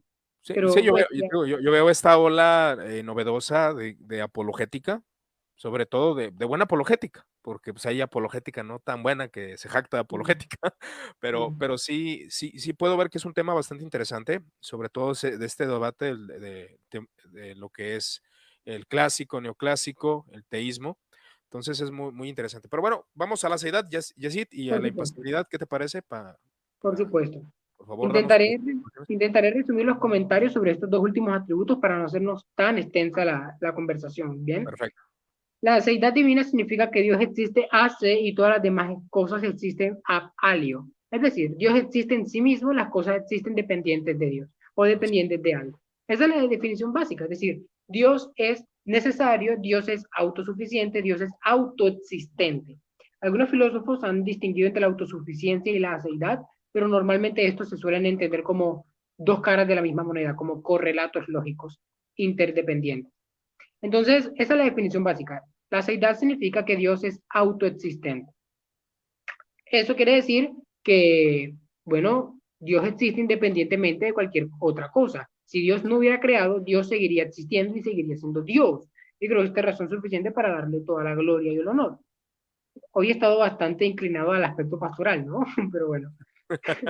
Entonces, No, está eh, bien, está bien. Y vas a ver que cuando pase el tiempo, de lo intelectual vas a pasar a lo pastoral. De mí te acuerdas, de mí te acuerdas. Es una profecía, ¿eh? Es una perfecto. profecía. Bueno, te veo continuista, tío. Y bueno, Eh, dale. Como Bueno, la noción de aceidad divina se amplió mucho en la filosofía medieval, especialmente con los filósofos judíos, musulmanes y también cristianos. Por ejemplo, tenemos al famosísimo filósofo musulmán Al-Farabi, que trató y articuló una noción bastante eh, fuerte de la aceidad divina, por supuesto aplicada al Dios del Islam, pero que comparte concepciones con el Dios cristiano y el Dios judío. Cabe Otro, mencionar que Tomás de Aquino fue influenciado por Maimónides y, ujú, bueno, teólogos musulmanes, también acerca sí, de por supuesto, Aristóteles, para que por lo tomen en supuesto. cuenta los nuevos, ¿no? Porque yo veo que aquí hay gente que está comentando que sí son de los que ya manejan el tema. Ah, Pero creo que sé quiénes son, eso, bueno, yo yo, pienso que son amigos tuyos o son, o son enemigos, una de dos. ojalá no tenga enemigos en ningún lado del mundo, pero prefiero pensar en ellos en términos de amigos no realizados Sí, aún, pero bueno, digo, porque hay un comentario de hereje, quiero suponer que es de broma, pero puede que sea verdad, ¿no? tal vez, quién sabe. Bueno, Okey. otro teólogo y filósofo como Kate Jandel, disculpa el ruido de fondo si se escuchó, como No, no Kate Jandel, define la aceidad como la propiedad de existir sin ser causado por nada más. Otra forma de entender esto, que normalmente se inclina a Juan Calvino, es señalar una distinción entre la esencia divina y la persona divina. Es decir, Dios es autoexistente en su esencia, pero no necesariamente en las personas individuales en sí.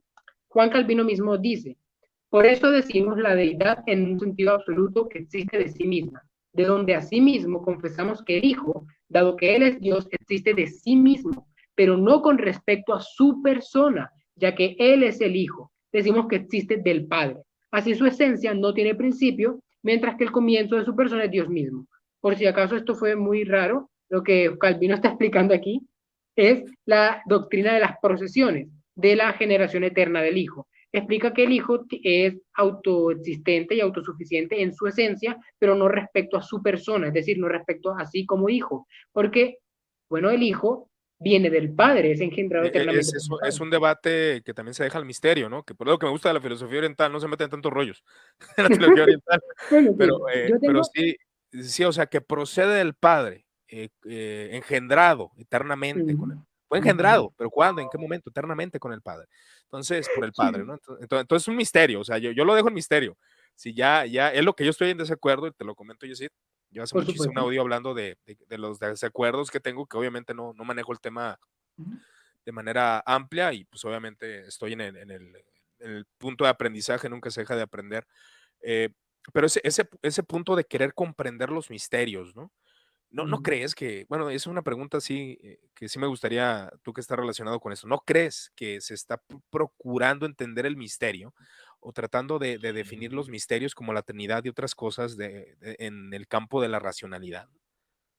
Creo que ese es un peligro que debemos evitar. Y sí, puede que muchos hayan caído en él. Y creo que muchos filósofos contemporáneos han caído en él. Cuando yo mismo intento estudiar en esto, amigo, intento respetar el misterio divino. Es decir, intento respetar los límites de mi capacidad. Yo soy un ser humano completamente débil en cualquier sentido posible. Soy Finito, intelectualmente débil. Cualquier exacto. cosa que entienda debe ser por iluminación divina, no en el sentido de que Dios me ilumine especialmente a mí, sino en el sentido de que Dios me permita conocer un poco más de su gracia, por su gracia. Dicho esto, como te afirmé antes, mi lema a la hora de estudiar es, el misterio no funciona bajo pena de incoherencia. Yo tengo muchos misterios relacionados a la teología, pero lo que no puedo permitir es que el misterio esconda o secunde la incoherencia. Si hay una doctrina que es incoherente, entonces no es misteriosa, es incoherente. Eso no hay Es que jugar con el incorrecto. término. Y no te quiero Exacto. preguntar de qué, porque ya sé de más o menos de qué postulaciones teológicas piensas que son incoherentes, pero no te voy a decir Bueno, para sí. no crear aquí polémica. Claro, por Eh, supuesto. de- Entonces, esa sería mi forma de verlo bien, pero sí quiero respetar el misterio de Dios, quiero respetar el misterio de la Trinidad, yo quiero considero respetar el misterio de la vida de Dios. es sumamente importante que respetemos el misterio.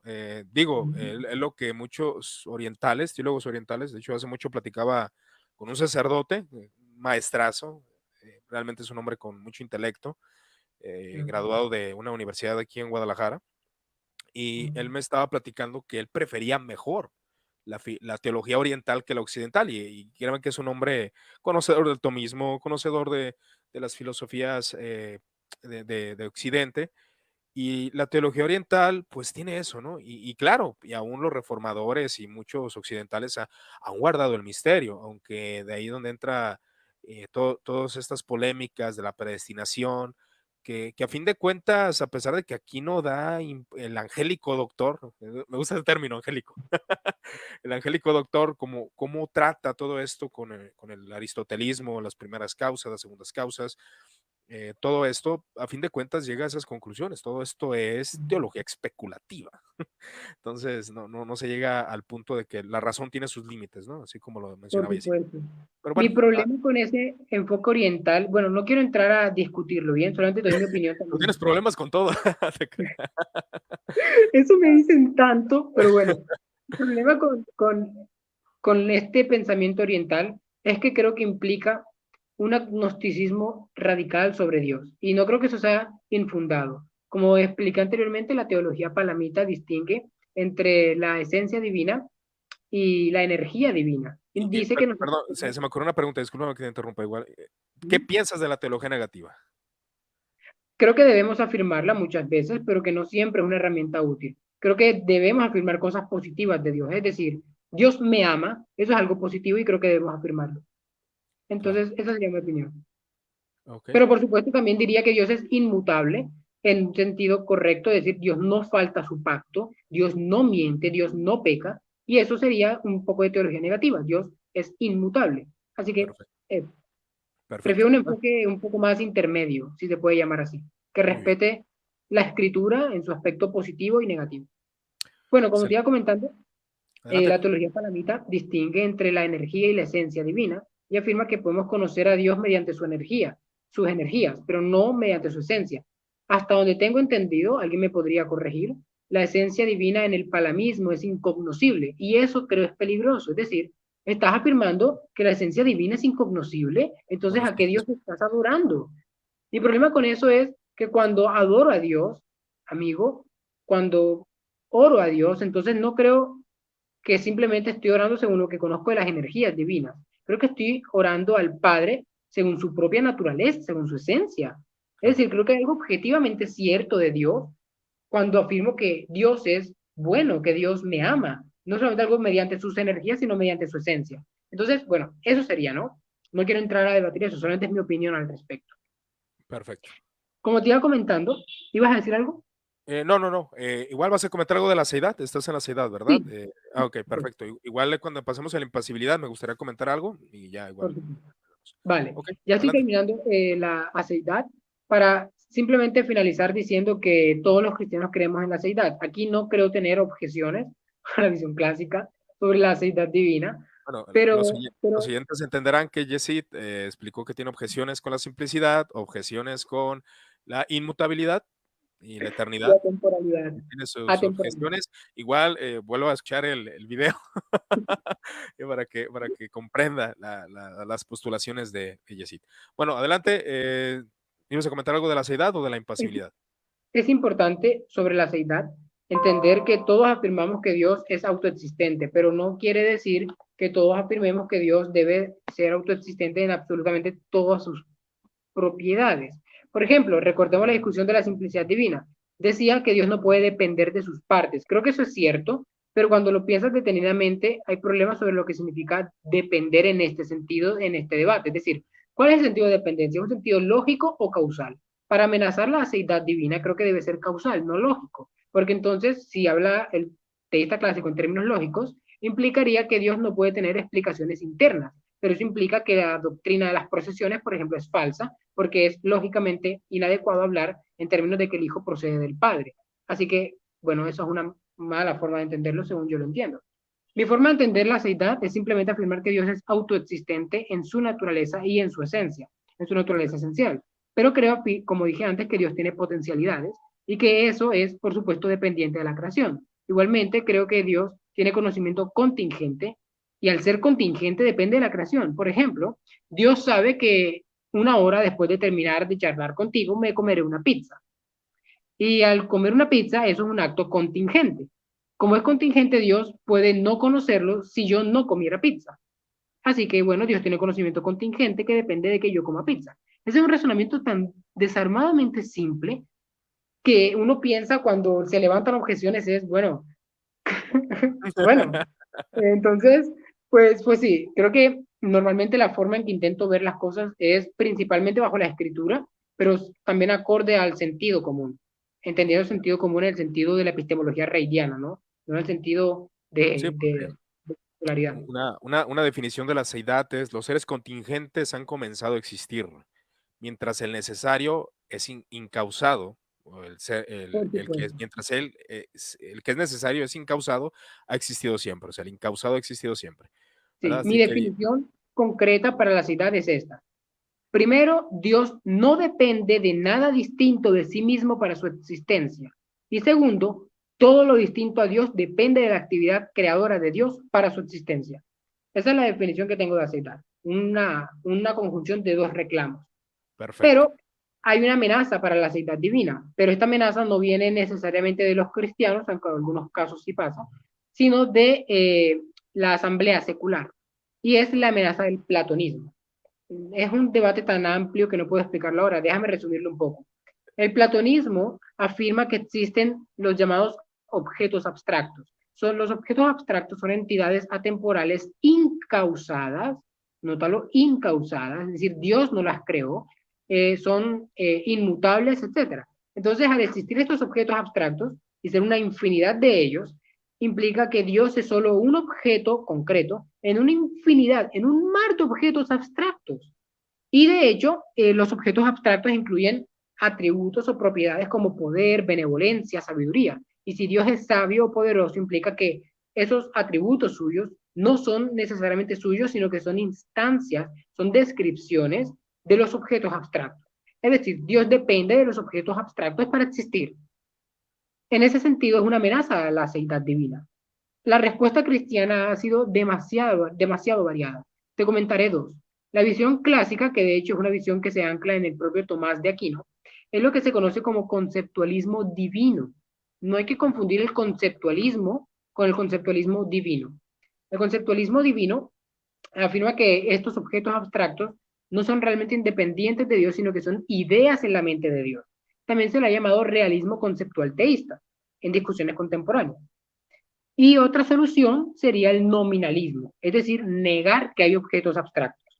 Bueno, si el problema son los objetos abstractos, entonces neguemos que existen y voilá, desaparece el problema.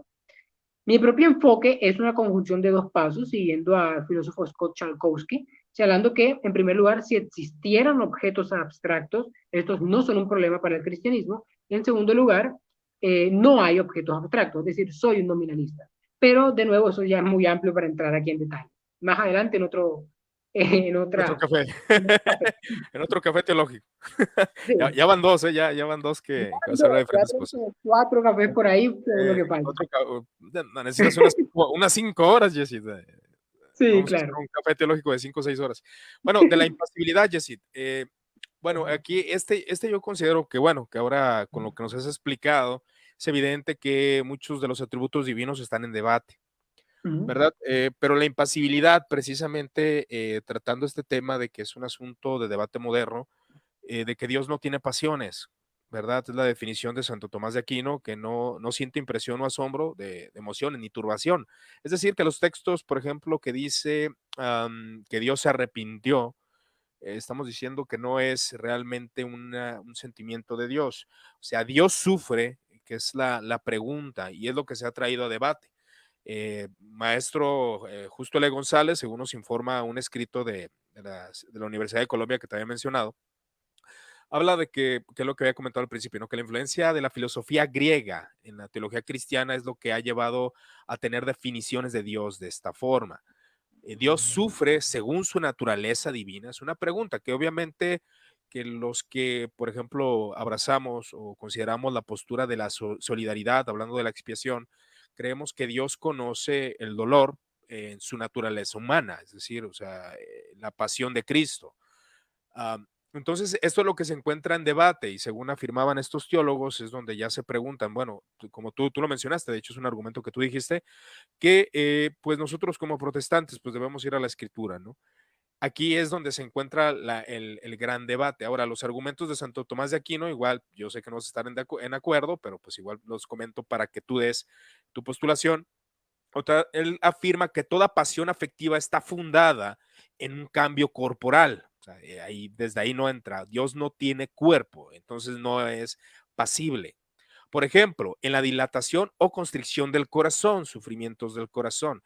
Por ejemplo, él afirma que la esperanza es algo que pues Dios no puede sentir, porque es esperando algo bueno y Dios pues no tiene esperanza en ese sentido porque él es la plenitud de la bondad, entonces no hay esperanza en Él. Es lo que podría afirmar Santo Tomás de Aquino. O, ¿Puedo, sí, adelante, dime. puedo detenerte ahí? Solo respóndeme una pregunta. ¿Tú crees que en el estado intermedio, antes de la resurrección corporal, tendrás emociones? Es decir, ¿podrás amar a Dios? ¿Cómo? ¿Yo o él? ¿Cómo? Tú. Eh, Antes, cuando seas un alma incorpórea, antes de la resurrección corporal, em, Ajá. ¿tú podrás amar a Dios? Como alma, ¿a eso te refieres? Bueno, yo entiendo que el alma tiene emociones, obviamente sí. ¿Vale? Entonces el argumento aquí no es falso. Ay, Mira, no, espérame, espérame. mira, lo que está, No, mira, es que premisa uno, ya te refuté. No, espera, no es debate, acuérdate que no es debate. por supuesto que no, No, pero igual vamos a conocer los argumentos de Aquino y ahorita claro, da los tuyos, perdón, es que que es no bueno. pude evitarlo, quería comentarlo en un momento. Disculpa, por supuesto, Bueno, sigue. esa es la postulación que está en debate, te digo, de la Ujú, simplicidad es afirmar, ¿no? Entonces, pero en Dios no puede darse ningún movimiento semejante, es lo que afirma Aquino. Pues que ujú, no es ni cuerpo ni facultad corpórea, como ya dijimos, luego no se da ninguna pasión afectiva en ese sentido. Es decir, tristeza. Dios siente tristeza, que bueno, yo sé que vas a argumentar respecto a esto, que sí me quiero escuchar tus argumentos, pero vamos a escucharlos de Aquino primero, ¿no? Luego claro. afirma él, toda pasión se da en un ser existente contingente, seres humanos, contingencia. Mas Dios está totalmente libre de toda potencia, que tú ya afirmaste que crees, según lo que entendí de tu argumentación, que hay potencias en Dios. ¿Es correcto Ujú, lo que entendí? Ok, perfecto. Entonces, y afirma, pues es acto puro, volviendo a afirmar que no hay limitaciones para Dios en ese sentido. Por tanto, es solo gente y de ninguna manera puede tener lugar en alguna la pasión. Y así queda lejos de Dios toda pasión, tanto en concepto como en realidad. Y otro argumento. La esperanza misma, aun cuando tiene el bien como objeto, sin embargo, o sea, la esperanza misma, aun cuando tiene el bien como objeto, sin embargo, se trata de un bien no obtenido. O sea, la esperanza es un bien que tú no obtienes porque lo estás esperando, sino por obtener, lo cual no puede ser propio de Dios. O sea, esperar algo, porque pues ella ujú, es la plenitud, por razón de su perfección, precisamente, la ujú, cual es tan grande que nada se le puede añadir. ujú. Por ello, la esperanza no puede darse en Dios, Sí, aún por razón de su especie, ni tampoco el deseo de algún bien adquirido, porque no puede adquirir nada a Dios, es perfecto. Y el último argumento, que es sobre la penitencia o sobre el arrepentimiento, implica un cambio de afecto. Dios se arrepintió de haber creado al hombre, que por ahí me argumentaba un amigo, yo sí creo que Dios tenga cambios, decía él. Entonces, la penitencia implica un cambio de afecto. Por tanto, la noción de la penitencia o el arrepentimiento es contraria a Dios, no solo por ese tipo de tristeza, sino también porque significa un cambio en la voluntad.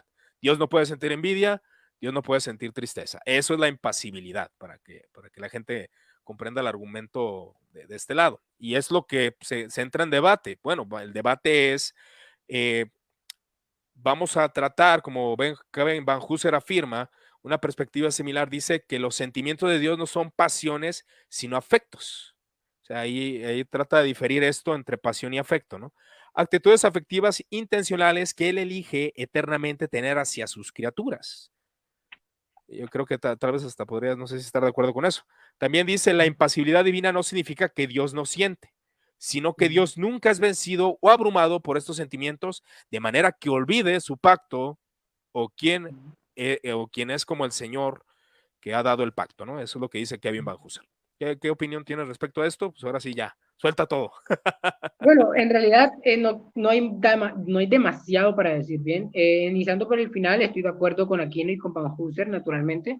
Creo que Dios no puede ser abrumado por sus emociones y de hecho, eso es una confusión importante sobre los llamados pasibilistas, es decir, los que creen que Dios puede sufrir.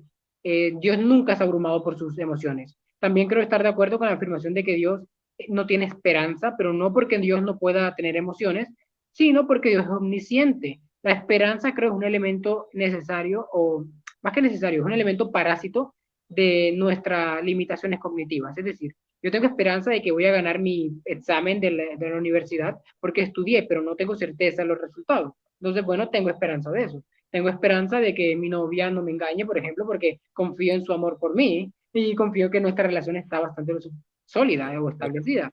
Tengo confianza de que mañana el sol saldrá, tengo esperanza de eso, pero hay una probabilidad de que no, en cualquier sentido posible. Puede que o las leyes eh, físicas se van alteradas por un demonio maligno al estilo cartesiano, es decir, no es lógicamente imposible que eso pase, o puede que yo simplemente no me despierte. Entonces tengo esperanza de que el sol mañana salga. Hay una mirada de esperanzas, pero todo está siendo contenido en la idea parásita de que no tenemos conocimiento infalible del futuro. Dios sí, así que Dios no está sujeto a esperanza. Pero eso no quiere decir que Dios no sea esperanzador. Creo que Dios es esperanzador en el sentido de que Dios nos infunde esperanza. Eso lo dejaremos para otro momento. Del resto sobre los argumentos, creo que dos o tres argumentos que ofreció Aquino dependían crucialmente de la idea de que Dios no cambia. Su argumento sobre el arrepentimiento, sobre sus emociones, sobre la tristeza, etc. El punto es justamente que afirmé anteriormente que Dios tiene potencialidades, por lo que necesariamente cambia. También dije que Dios es temporal, por lo que también cambia. Es decir, el punto de los problemas con estos argumentos de Aquino es que son lógicamente dependientes de asunciones que ya he dado razones para rechazar. O más bien, razones que no tengo buenos argumentos para aceptar. Dado esto, creo que abre la pregunta de, ¿dejaría Aquino que las escrituras reformaran su filosofía? Creo que es una pregunta para meditar. La pregunta es, Aquino constantemente apelaba a esta explicación antropopática, ¿no? De elementos literarios, y no solo Aquino, todos los teístas clásicos, a las referencias de las escrituras, de que cuando la Biblia afirma que Dios se arrepiente, o de que Dios se entristece, o de que Dios se alegra, son meras referencias literarias, o más bien un lenguaje condescendiente, un ABCD que Dios nos ofrece para que nosotros entendamos su misterio, sus grandes misterios. Algún comentarista afirmó que Dios nos muestra su vida impasible a través de vidas pasibles. Entonces, el punto es, creo, ¿por qué debemos considerar que la Biblia no debe ser tomada literalmente sin razones estrictamente filosóficas?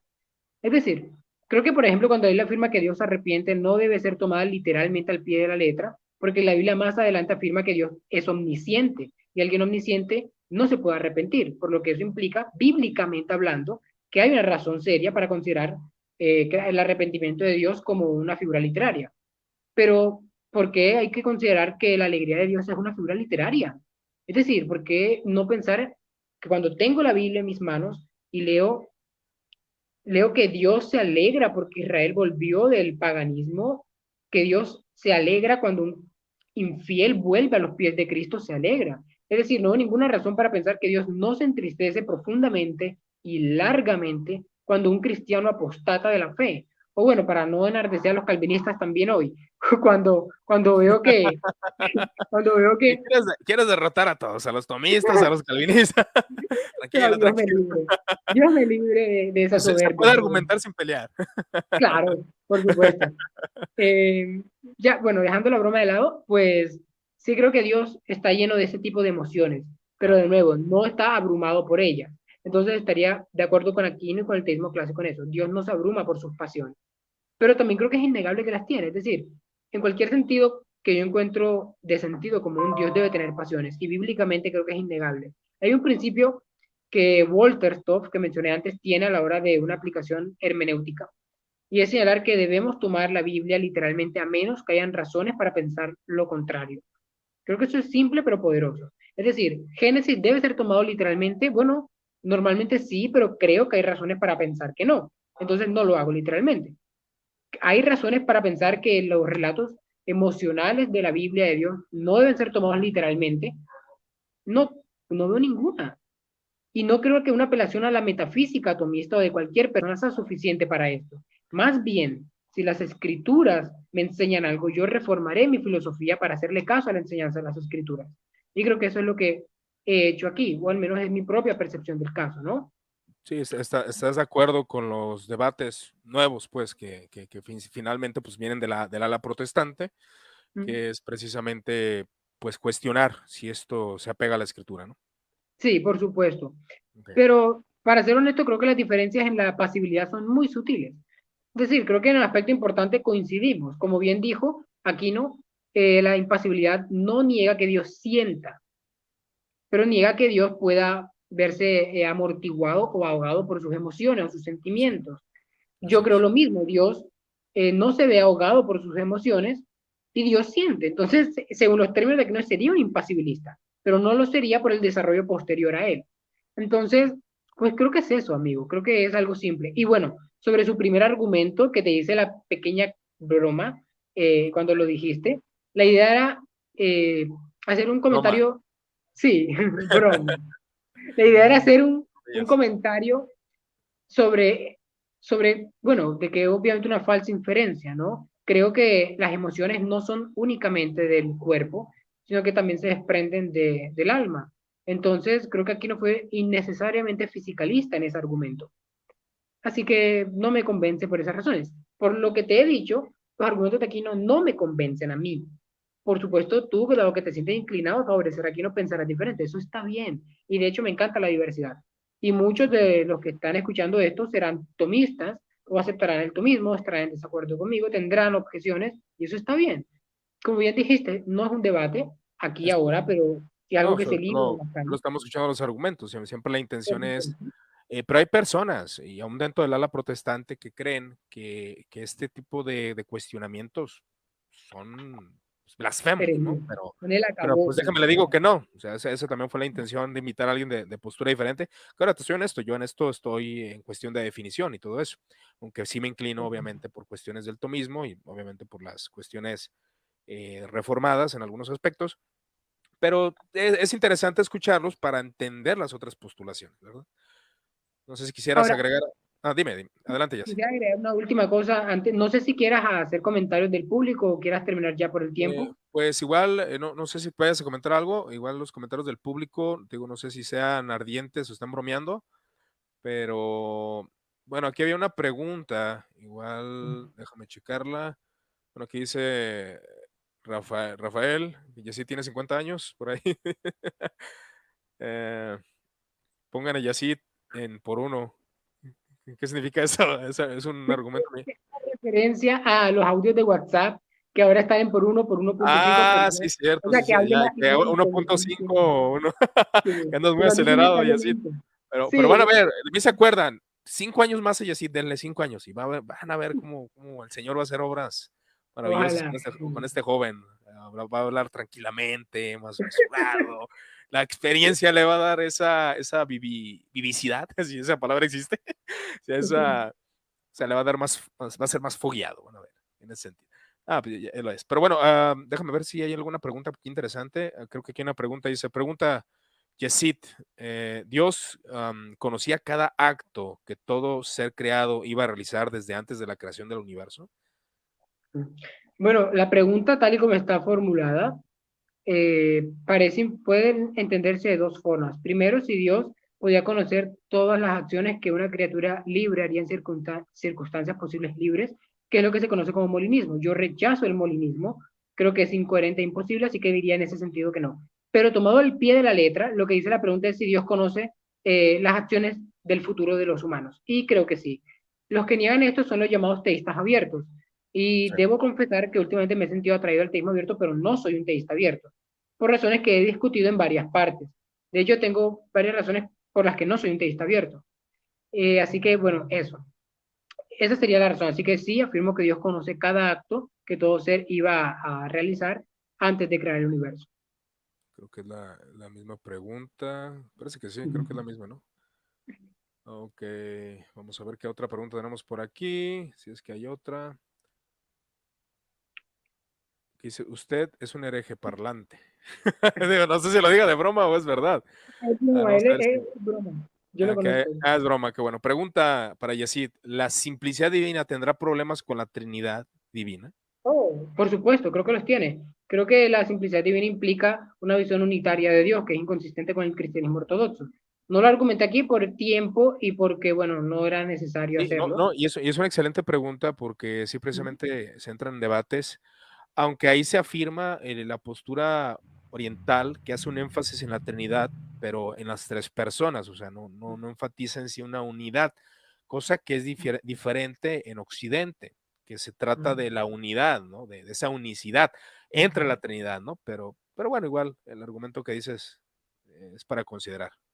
Sí, el punto creo crucial es el siguiente. Dado que la simplicidad divina no permite distinciones reales en Dios, ¿qué tipo de distinción permite en Dios para entender la Trinidad? Claro, los tomistas y los teístas clásicos tienen respuestas para ellos plausibles a este tipo de desafíos. Yo creo que no son plausibles, pero ya no puedo explayarme en esto por tiempo. Entonces, sí, creo que la simplicidad divina tiene problemas para, la simplicidad divina tiene problemas para entender la Trinidad de forma ortodoxa. Yerko pregunta si creo que el Dios del teísmo clásico puede amarnos. Creo que no puede amarnos. Estoy convencido de que el teísmo clásico implica que Dios no puede amarnos. Y esa es mi principal razón pastoral para rechazar el teísmo clásico. ¿Por qué Dios no puede amarnos? Porque el sentido definido de amar por los teístas clásicos es simplemente, bueno, no es el sentido que uno esperaría de amar. Es decir, amar implica una conexión emocional, implica ser afectado por el amante. Cuando yo amo a alguien, estoy afectado por esa persona. Y aquí no estoy siendo antropomorfista o algo parecido. Me refiero al concepto de amor. Si yo amo a Sí. mi hermano y mi hermano sufre, yo sufro por él. Si mi madre me ama y yo sufro, mi madre sufre por mí.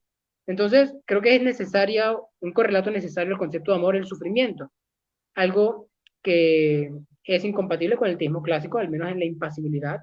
Y bueno, también creo que el amor implica conocer hechos contingentes, que también sería incompatible con otra, bueno, una, perdón, me, Ya, di- cambió, comentario te perdón, hizo. sí, Es que dice que te cambió escuchas y me bonito. fui. Entonces, también creo que el amor, como iba diciendo, implica el conocimiento de hechos contingentes. Por ejemplo, el conocimiento de si mi amado me amará o no. Dios ama a la creación. Pongámoslo así, Dios te ama a ti. Y como Dios te ama, te ofrece salvación, como un acto de amor. Ahora bien, tú decides aceptarlo o rechazarlo. Como eso, en virtud de que tú eres el objeto del amor divino, podrás responder libremente. Y dado eso, entonces, por las discusiones que ya he tenido aquí, diré que si el teísmo clásico es cierto, tú no puedes responder libremente a eso, por lo que el amor divino exige que el teísmo clásico sea falso. Son solamente dos razonamientos rápidos, pero hay mucho más que decir. En resumen, no, creo que el Dios del teísmo clásico no puede amarnos en un sentido realista. Puede amarnos en otras categorías, como mantenernos en la existencia o algo así, pero vamos, yo espero algo más de mi amante que mantenerme en la existencia. No, pero bueno, eso sería otro punto. Dice, ¿quién es el señor? Ah, dice Josué, ¿quién es el señor que comenta diciéndole hereje a Yesid? Es amigo tuyo, ¿verdad? Sí, Ah, es, ok, él ok, lo conoce, pero no lo dije, conoce bueno, por está mí. con pendiente que no, porque van a venir aquí. Pero bueno, Yesid, no sé si quieras dar unas palabras finales, ya para terminar este café teológico, que creo que el que más tiempo ha durado, 1 hora 43 minutos. Bastante largo. Pues igual, bueno, no sé si quieras comentar algo y Quiero solamente comentar que por favor no dejen que estos debates engullan su pasión por el Evangelio. Creo que es importante tener en mente por qué, si te interesan estos debates, estás en estos debates. Mi motivación es muy clara. Mi motivación es amar al Dios que me amó primero. Y haría todo por preservar esa relación primeriza que tengo con Él, o que tuve con Él. Entonces, pues, si eso implica rechazar ciertos elementos como he señalado que lo hace, lo haré, porque para mí es más importante el amor divino. Pero ese amor divino enfatiza más claro. los actos que hagas que lo que creas. Y con esto no estoy menospreciando la ortodoxia para nada. Es importante lo que crees. Pero como Jesús enseñó, creo, y se deriva de los evangelios, por tus frutos serás conocido, no por tus creencias, no por tus confesiones, no porque cites de memoria el credo apostólico, no porque te leas de derecho, del paz, al ras, la suma teológica, por tus frutos. Y si por tus frutos serás conocido, enfócate en tus frutos. Entonces, creo que lo más importante para cerrar es mantener en foco lo más importante de la vida cristiana. No son las discusiones académicas, no es si el teísmo clásico es verdadero o falso, es los frutos, es el Evangelio del Señor Jesucristo y es Claro. su amor.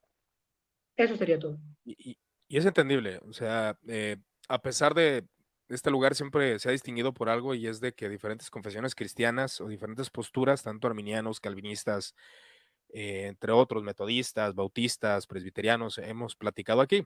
Entonces, bueno, yo conocía que tus postulaciones eran diferentes a lo que un servidor, al menos en mi pequeño conocimiento que tengo, que no es un tema al cual he dedicado mucho tiempo, pero de todas formas, como tú lo decías, y vuelvo a insistir, estos temas siempre son de especulación teológica. Son difíciles, entre comillas, son que tienen debate, de hecho, ustedes pueden ver, buscar cosas del tomismo, aún se está buscando entender lo que Tomás de Aquino quiso decir.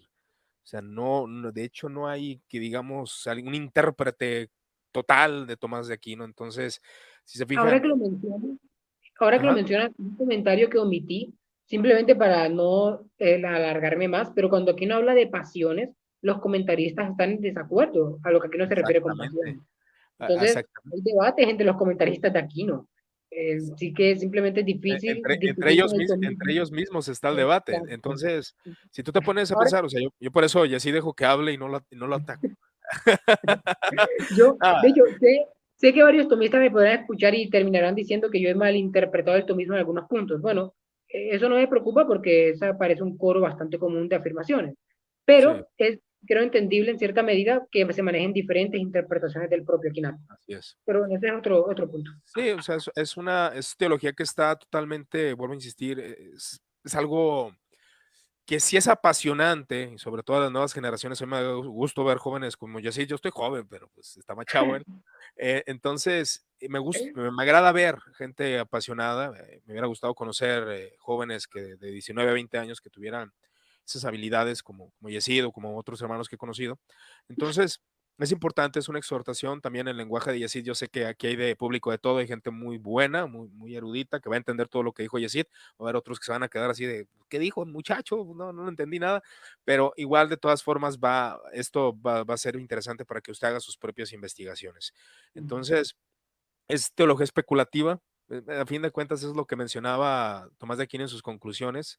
Es especular acerca de la providencia divina, cómo Dios opera, cómo Dios en sus atributos u operaciones, si es acto puro, si tiene potencialidades, entre otros detalles. Es como el debate de la Eucaristía, que casi, ¿no? Si hay un accidente que de ahí toma la Iglesia Católica para definir sus cuestiones de la Eucaristía y X cosa, ¿no? Entonces, son cuestiones complejas. Pero bueno, yo agradezco a Yesid por esta, pues básicamente enseñanza, pues ahora sí que nos estuviste instruyendo. Y pues bueno, esperamos que nos acompañes en otro café teológico sobre otra temática algún día.